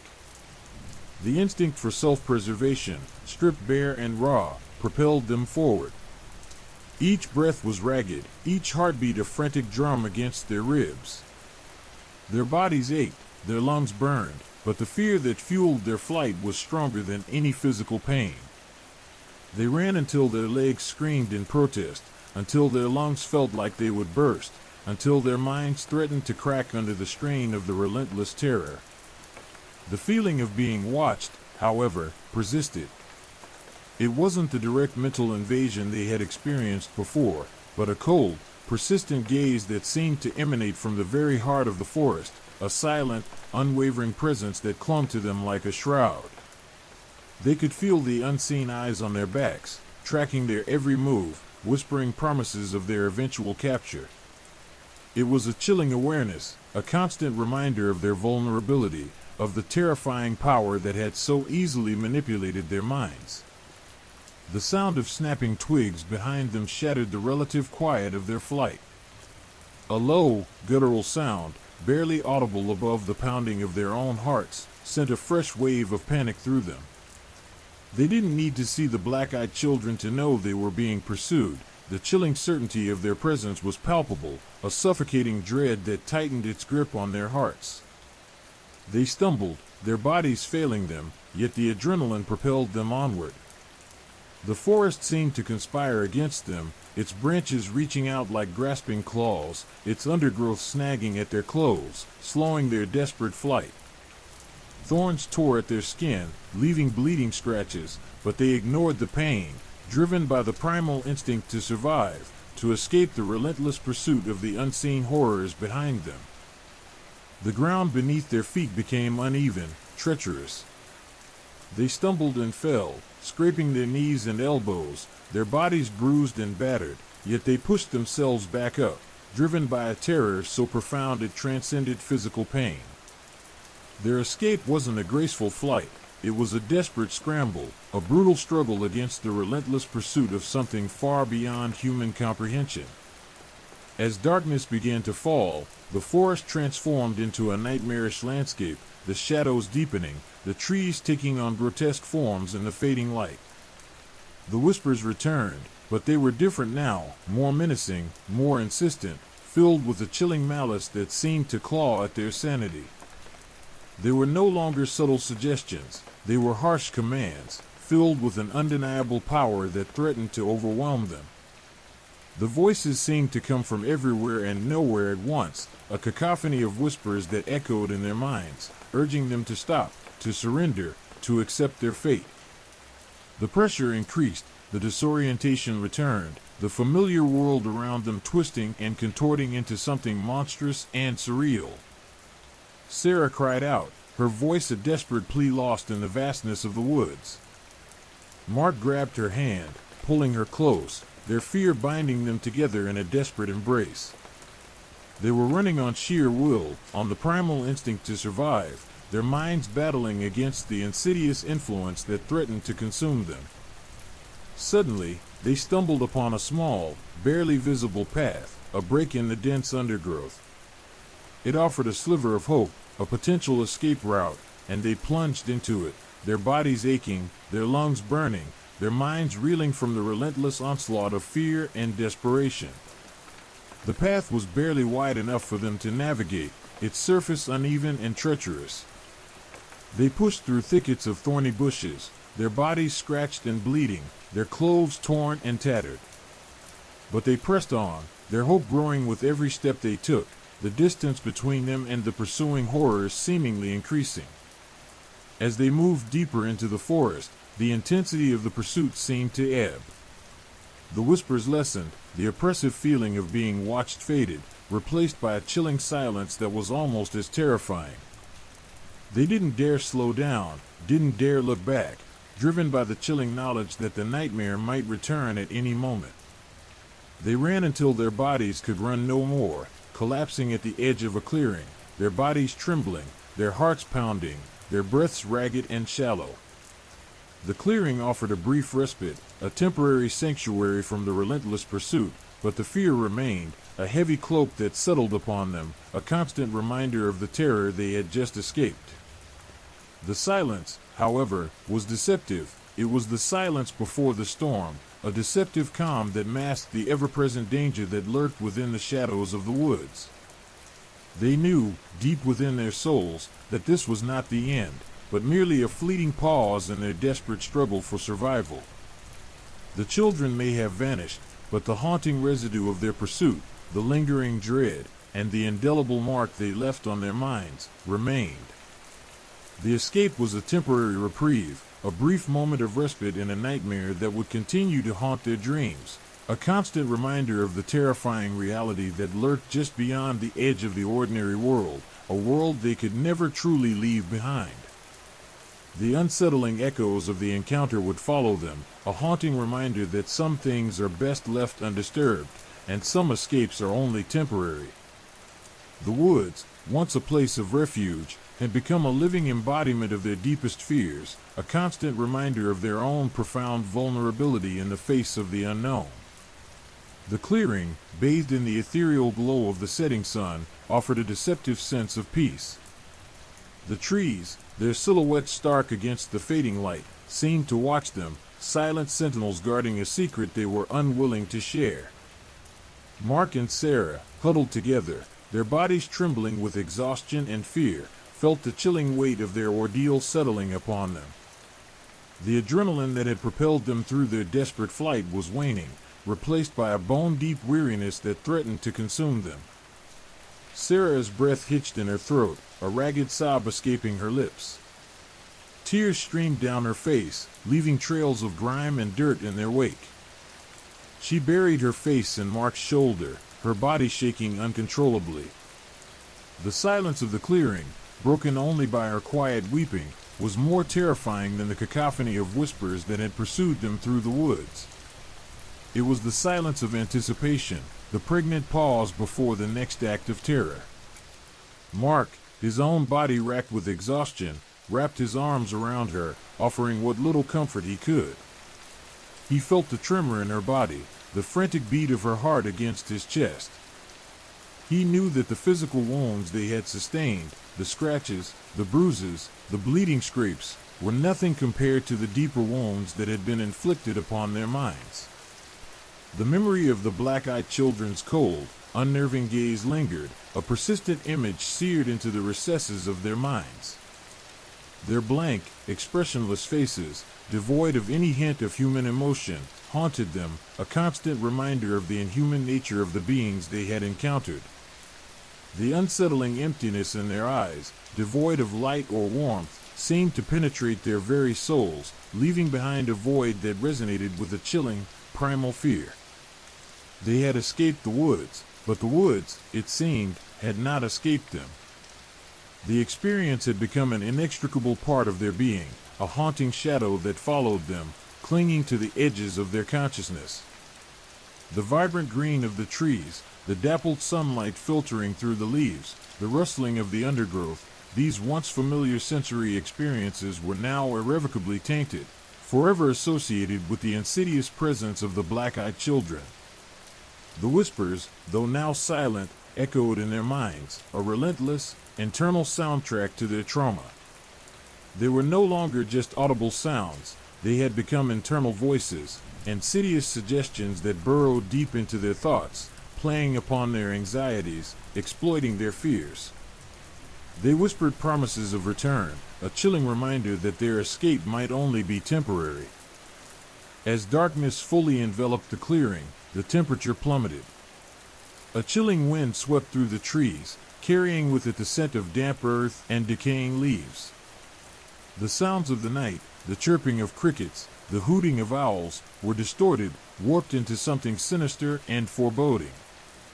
The clearing, once a sanctuary, had become a stage for their deepening fear.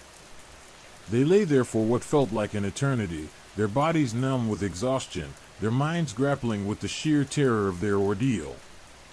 The fear was not a single, sharp stab of panic, but a constant, dull ache that permeated their beings. It was a visceral dread, a chilling uncertainty that gnawed at their sanity.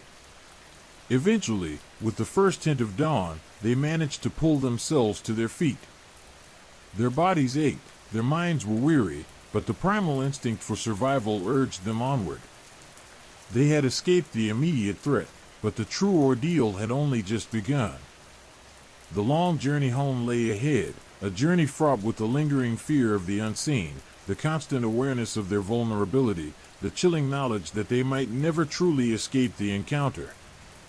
The walk back seemed interminable. Each shadow resembled the looming forms of the children, every rustling leaf sounded like their approaching footsteps. The world around them, once a familiar landscape, had become a distorted, menacing space, filled with the echoes of their terrifying encounter.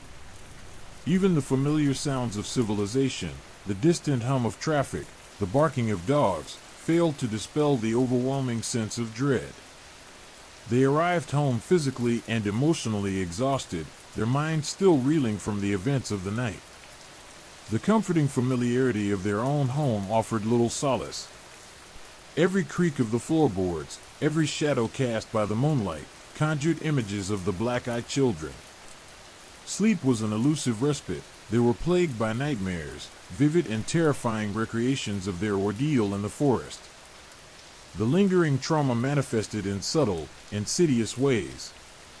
Sarah became withdrawn, her once cheerful disposition replaced by a pervasive anxiety. She would start at sudden noises, her eyes darting nervously around the room.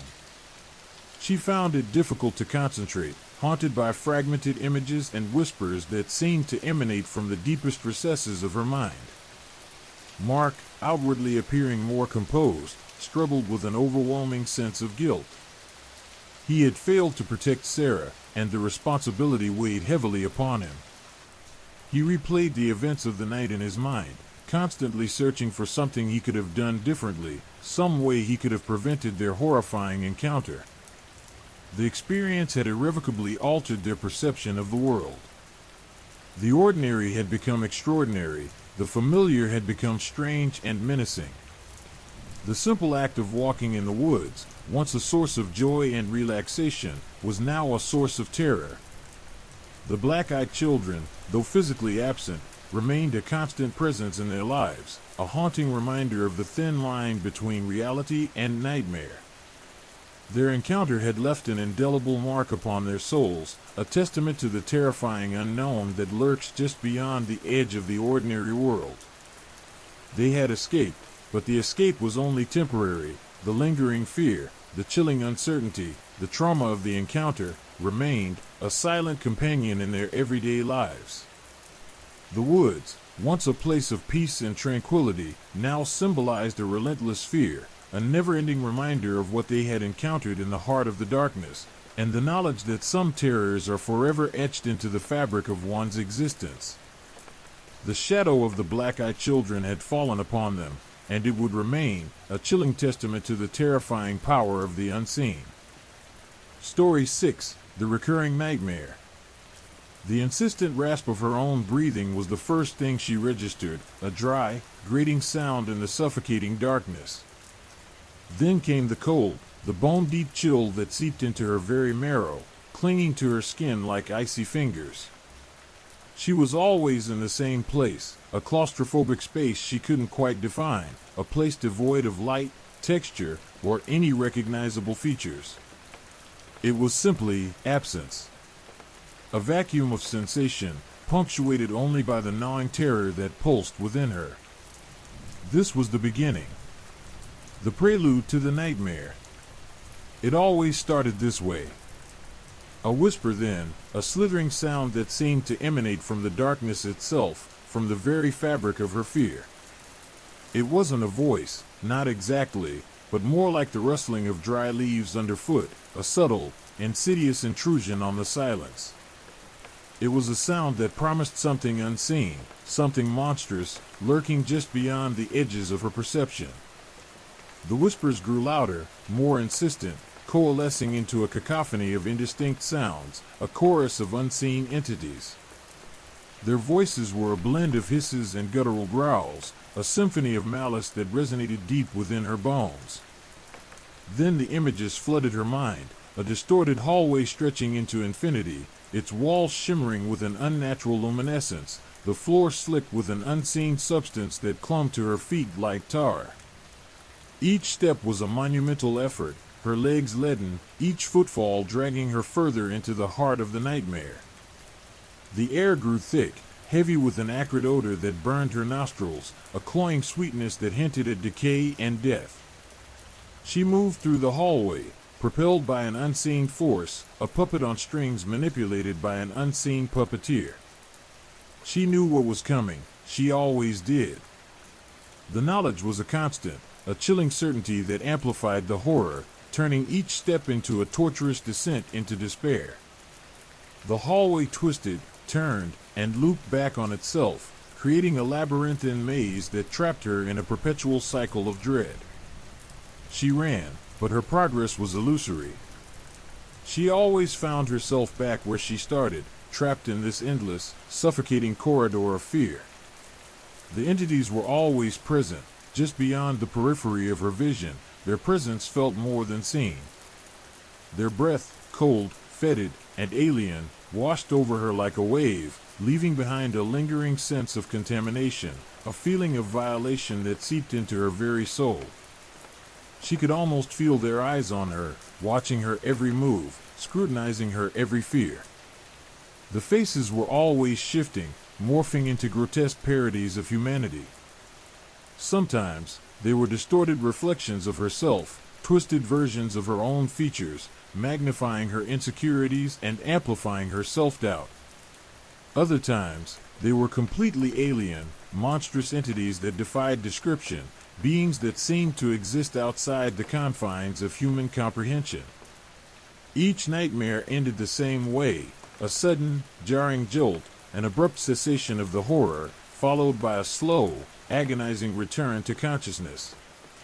The lingering chill, the metallic taste of fear in her mouth, the echo of those guttural whispers, these were the remnants of the nightmare, the ghostly echoes of her descent into the abyss. She tried everything to escape the nightmare. She counted sheep, she read, she listened to calming music, she even tried medication prescribed by her doctor, but nothing worked. The nightmare returned night after night, each iteration a subtle variation on the same horrifying theme.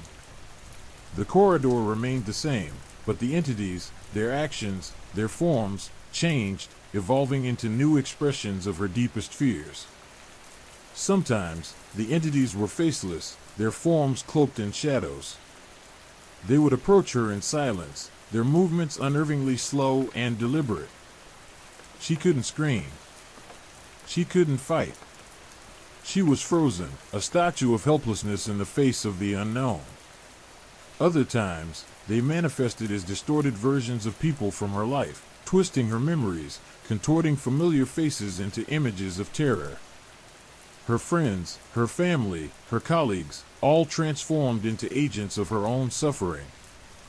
Their familiar features warped into grotesque parodies of themselves, their eyes glowing with an unnatural light, their voices mocking, their smiles cruel. This wasn't a dream. Not simply a dream. It felt more like a waking invasion, a horrific intrusion into the landscape of her mind, an insidious psychological assault that eroded her sense of self, chipping away at her sanity. She woke each morning feeling drained, exhausted, her mind numb, a victim of a continuous assault on her subconscious. Days blurred into weeks, weeks into months. The recurring nightmare became her reality, a nightmarish loop that never seemed to end. She felt herself slipping, the grip on her sanity weakening. The line between dream and reality had become blurred. She could barely remember what it was like to wake up feeling rested, calm, free from the suffocating grip of the nightmare. She started to see echoes of the nightmare in her waking hours. Shadowy figures flickered at the edge of her vision, whispers echoed in the silence, distorted faces appeared in the reflections of windows and mirrors. The ordinary world became menacing, filled with the same subtle terrors that haunted her dreams. The faces from her nightmare began seeping into her daily life. A stranger in the supermarket resembled one of the distorted figures from her dreams. A flickering streetlight became the eerie glow of the hallway walls. The commonplace became a twisted mirror image of her fear, amplifying her paranoia and intensifying her dread. Her world became a reflection of her nightmares. Reality was crumbling. She sought help from therapists, psychiatrists, even spiritual healers. But none of them could offer her solace. The nightmare remained, a constant presence in her life, a terrifying reminder of the fragility of her own mind, a testament to the depths of her own fears. It was a descent into madness, a slow, agonizing descent into a personal hell that she could not escape. The cycle continued, relentless, unforgiving. Each night, the same terrifying sequence of events unfolded. The whispers, the hallway, the entities, they were always there, waiting for her return. And each morning, she awoke to a world subtly altered, forever changed by the nightmare's chilling intrusion. The recurring nightmare had become her prison, a suffocating reality that bled into her waking hours. Days were spent in a haze of exhaustion, her mind a battlefield scarred by the relentless assault of her subconscious. She felt a desperate need to understand, to decipher the cryptic language of her dreams, to find a key that would unlock the door to sanity. She began meticulously documenting the nightmare, sketching the distorted hallways in her notebook, attempting to capture the ever-shifting faces of the entities. Initially, the sketches were frantic, a chaotic jumble of lines and shadows, reflecting the turmoil within her. But as she continued, a strange sense of order began to emerge. Patterns repeated themselves, the number of steps she took in the hallway, the specific arrangement of the faces, the recurring symbols that appeared on the shimmering walls. She started to notice subtle changes, variations within the nightmare itself, as if the subconscious was subtly hinting at something, offering clues to its own enigma. She consulted dream dictionaries, poring over pages filled with esoteric interpretations of symbols. She analyzed the faces, comparing them to people in her life, searching for a connection, a link between the dream and her waking reality. Were these people, twisted into grotesque caricatures of their true selves, somehow involved in her torment? Was the nightmare a reflection of unresolved conflict, a manifestation of repressed trauma? One night, she noticed a detail she'd overlooked before. In the depths of the hallway, a faint inscription glowed on the wall. It wasn't clear at first, obscured by the flickering luminescence, but as she stared, the inscription slowly resolved itself into a series of symbols. They were unfamiliar, unlike any language she knew, yet they resonated with a disturbing familiarity, sparking a strange recognition deep within her memory. The symbols appeared to form a sequence, a pattern, like a coded message. Intrigued, she painstakingly copied them into her notebook, comparing them to various ancient alphabets, occult symbols, and even modern ciphers. Days turned into weeks, filled with research, frustration, and moments of illuminating insight. She immersed herself in the world of cryptography, linguistics, and esoteric symbolism, hoping to crack the code hidden within her nightmare. She learned about palindromes and mirror writing, about hidden messages and anagrams. She explored the psychology of dreams, delving into the works of Jung and Freud, seeking to understand the symbolism of her own unconscious. She studied mythology, searching for parallels in ancient stories and legends, for echoes of her own terrifying experiences. Was her nightmare a manifestation of a primal fear, a reflection of ancient archetypes? The more she researched, the more she realized the sheer complexity of her nightmare. It wasn't simply a random collection of frightening images, but a carefully constructed narrative, woven from the threads of her memory, her fears, and her subconscious desires.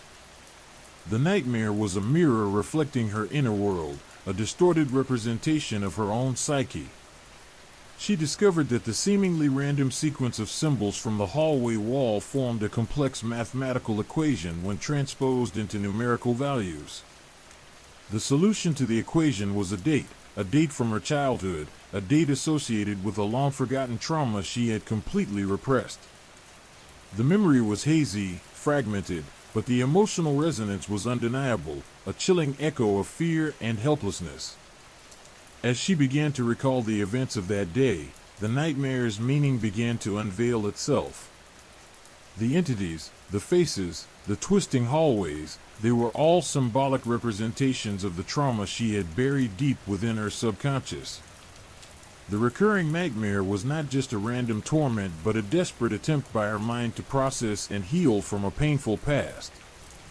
She sought professional help, this time armed with her findings.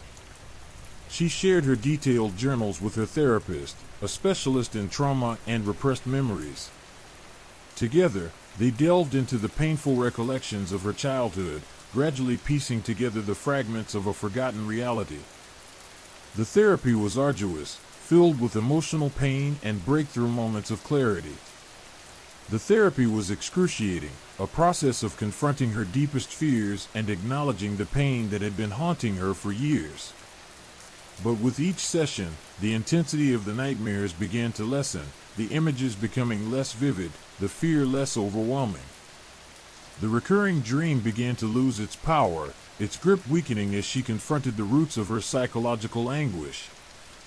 The recurring symbols, the haunting faces, the labyrinthine corridors, they began to transform, their menacing presence fading into mere shadows.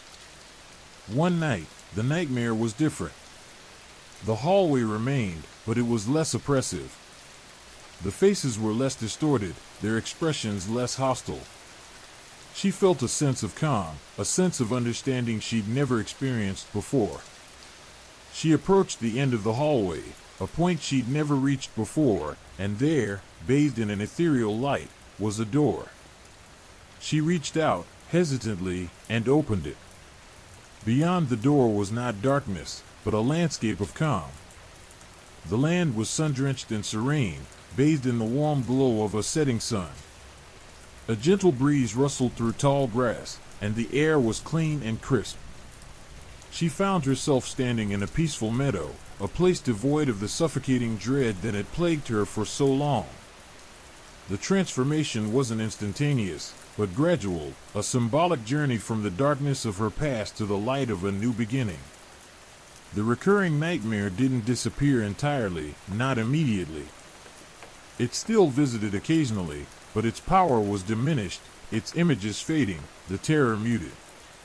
It transitioned from a suffocating terror to a dream, albeit a strange and unusual one, that she could now process, understand, and ultimately accept. The nightmare became a part of her, a testament to her strength and resilience, a reminder of her journey from the depths of despair to a new dawn of peace and self-understanding.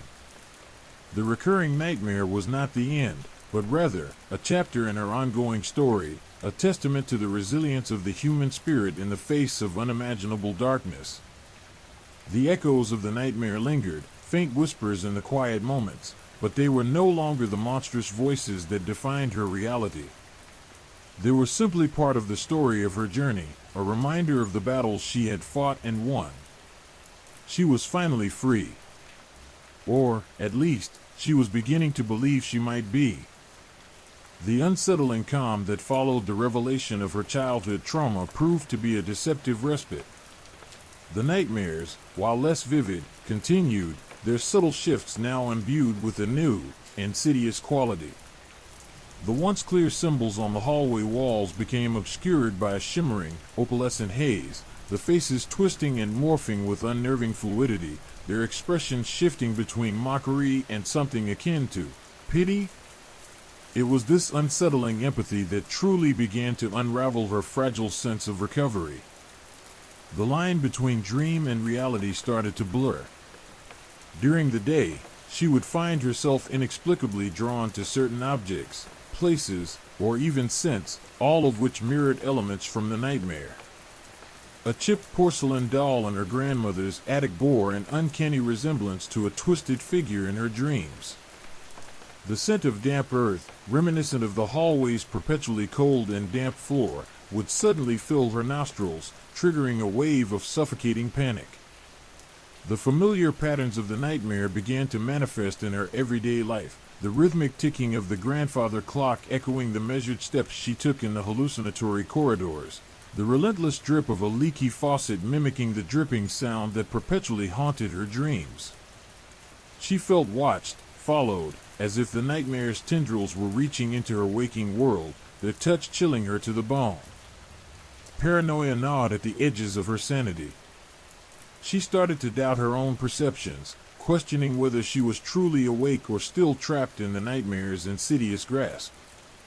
Simple tasks became Herculean efforts, fraught with the fear of encountering another manifestation of her dream's horrors. Even the most mundane activities took on a sinister undertone.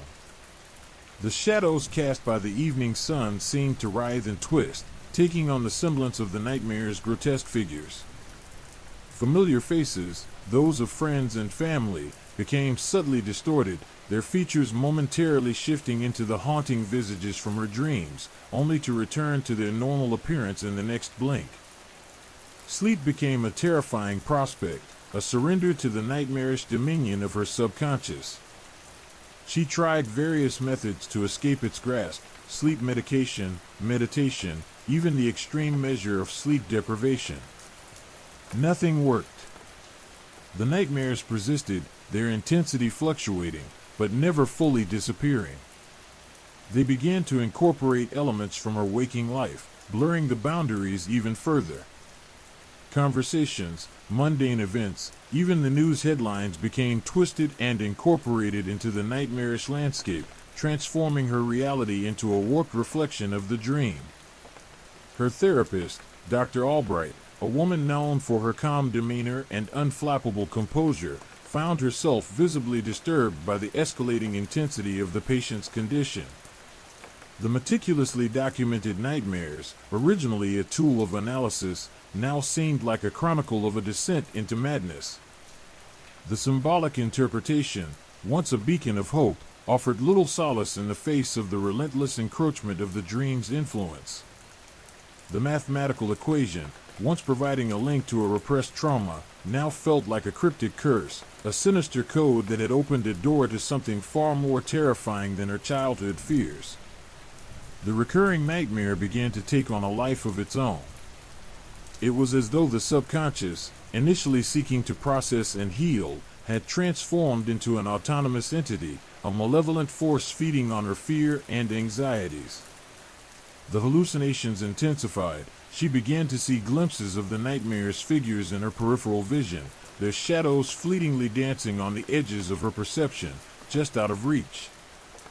The whispers that had once been distant echoes in the quiet moments became more insistent, more tangible, murmuring in her ears even in broad daylight. She found herself increasingly isolated. Her friends and family, though supportive, struggled to understand the nature of her suffering. They saw the paranoia, the erratic behavior, and the constant state of exhaustion, but not the underlying nightmare that was consuming her from within.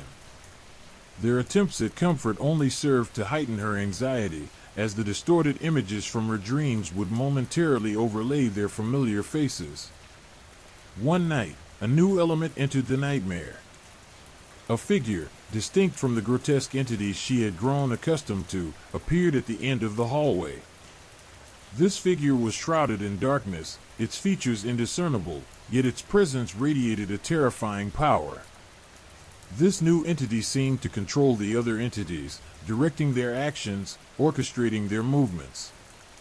It seemed to be the conductor of her nightmare orchestra, the puppeteer pulling the strings of her subconscious. This newfound presence was a turning point. The nightmare was no longer about confronting her past, but about escaping a nightmarish reality that was far larger and more ominous than any repressed trauma.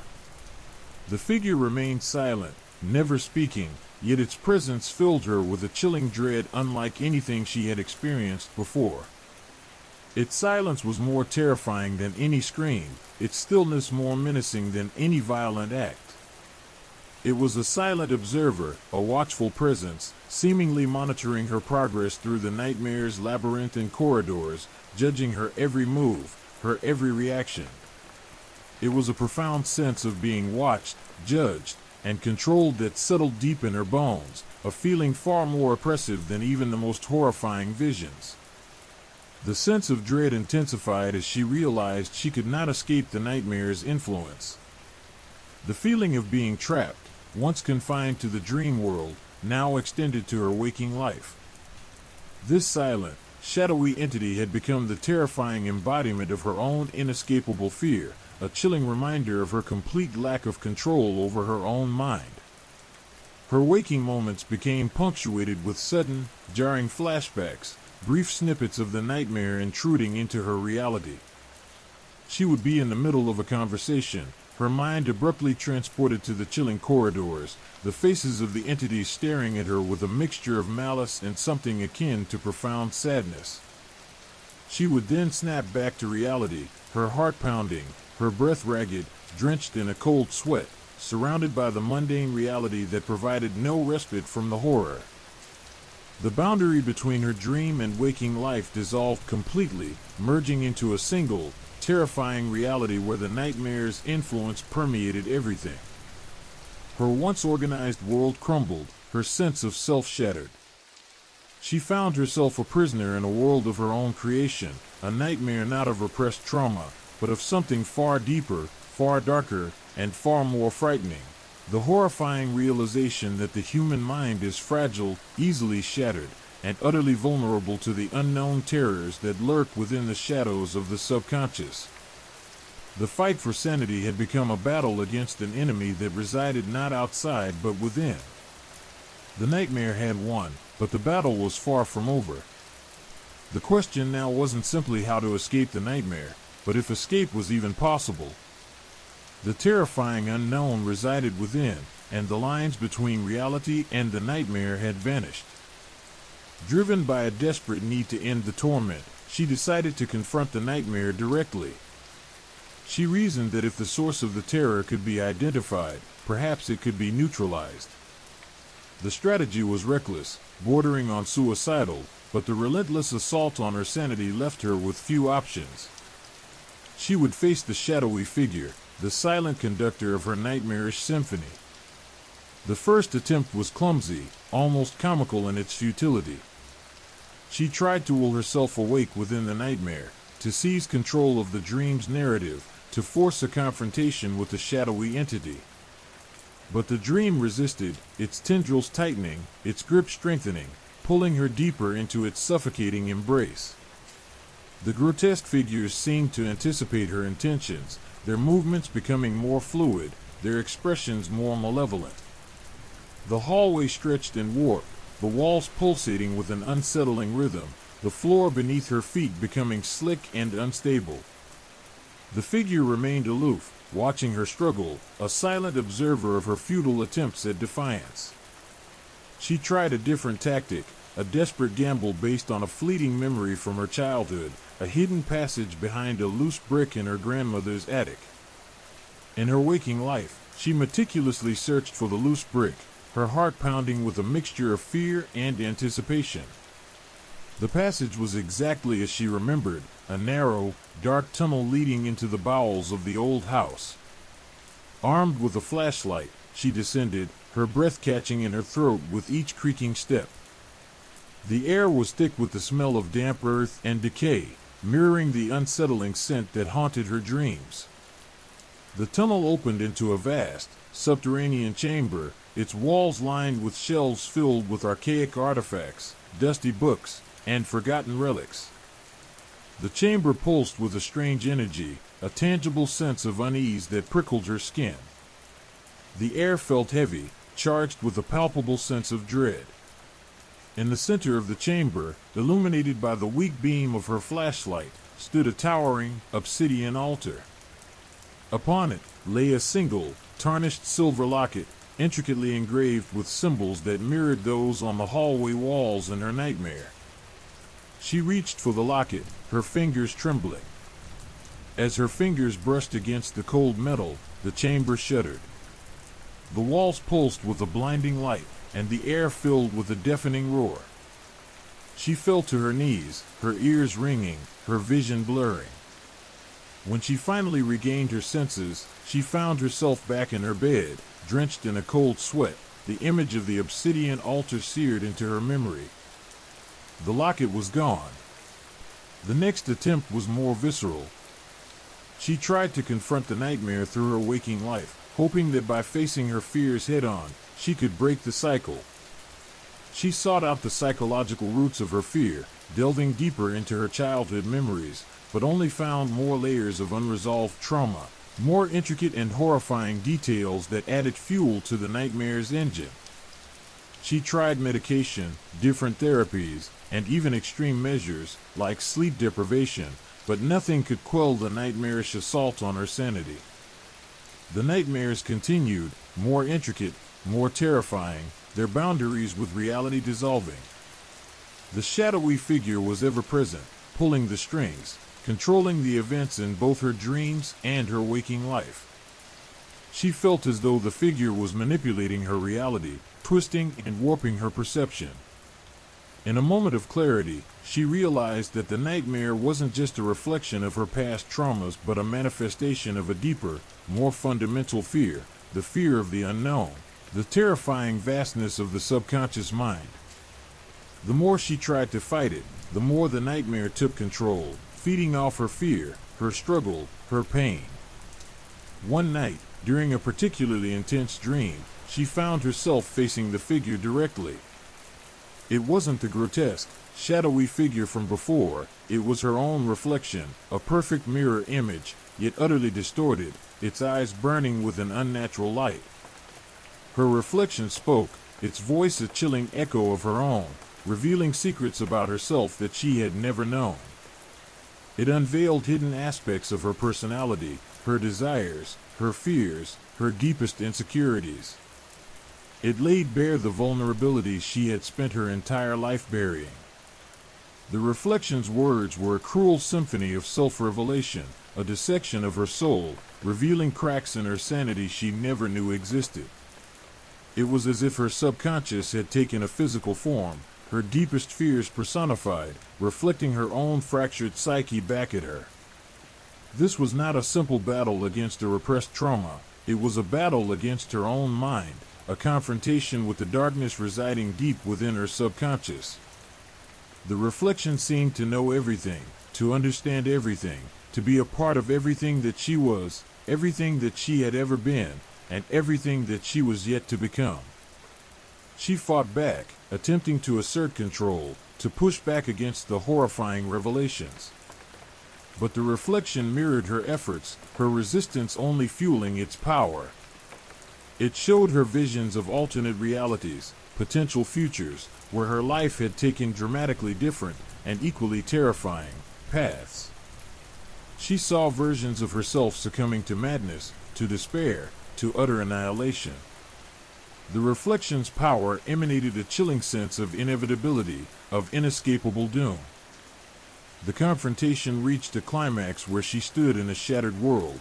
It was the culmination of all her fears, her insecurities, the darkness that had always lurked within her. The reflection laughed, a chilling, echoing sound that resonated through her very being. It was a laugh of victory, of triumph over the fragile human psyche, over her very existence. She awoke in a cold sweat, her heart pounding, the chilling echoes of the reflection's laughter ringing in her ears. The recurring nightmare had reached a new level, a terrifying escalation beyond the grasp of her comprehension. She felt a profound sense of emptiness, a hollowness, a stark realization that the battle was far from over. The enemy was not some external force, it was herself, the dark recesses of her own mind, the terrifying unknown that resided within.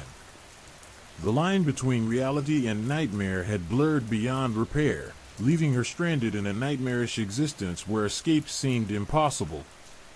The haunting question remained, could she ever truly confront the terrifying truth within, or would she remain forever lost in its chilling embrace? The fight for her sanity had become a fight for her very soul. The silent, watchful entity had revealed itself, not as an external threat, but as the terrifying reflection of her own deepest, darkest fears. The weight of the revelation pressed down on her, a crushing burden that threatened to shatter her already fragile sanity. The reflection, her own distorted self, had shown her not just her fears, but the potential for their devastating fulfillment. She had glimpsed futures where her carefully constructed reality crumbled, where the darkness within consumed her entirely. These weren't just abstract possibilities, they felt tangible, terrifyingly real. The line between dream and reality had become impossibly thin, a shimmering veil easily pierced by the icy tendrils of her subconscious. Days bled into weeks, the nights punctuated by increasingly vivid and terrifying dreams. The reflection haunted her waking hours as well, appearing in fleeting glimpses in mirrors, and the surface of still water, even in the shadows cast by streetlights. She tried to ignore it, to dismiss it as a figment of her overactive imagination, but the reflection persisted, a relentless reminder of the darkness within. She sought help, desperately clinging to the hope that a professional could unravel the tangled threads of her mind, could pull her back from the precipice of madness. She spoke to therapists, psychiatrists, even spiritual advisors, each session adding another layer to the already complex tapestry of her torment. But their interpretations, their theories, their medications, none of it offered a lasting solution. The nightmare continued its relentless assault, its grip tightening, its dominion expanding. The reflection's words echoed in her mind, twisting and turning, reinterpreting her memories, her relationships, her very sense of self. It whispered doubts, planted seeds of paranoia, fueled feelings of isolation and despair. She found herself questioning everything, her identity, her sanity, the very nature of reality itself.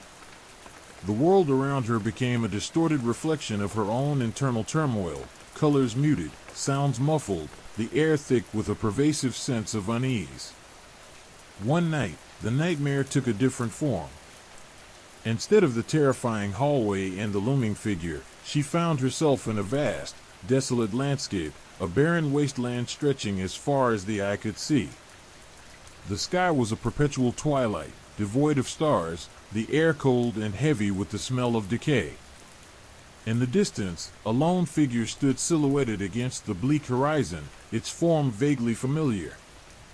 As she approached, the figure turned, revealing a face that was both hers and not hers, a composite of her own features, yet twisted, contorted, alien. This version of the reflection didn't speak. It simply stood there, its eyes burning with an intense, malevolent light, radiating an oppressive sense of judgment, of condemnation. The silence was deafening, more terrifying than any scream. The feeling of being watched, of being judged, was overwhelming, suffocating. She felt exposed, vulnerable, utterly alone in the desolate expanse.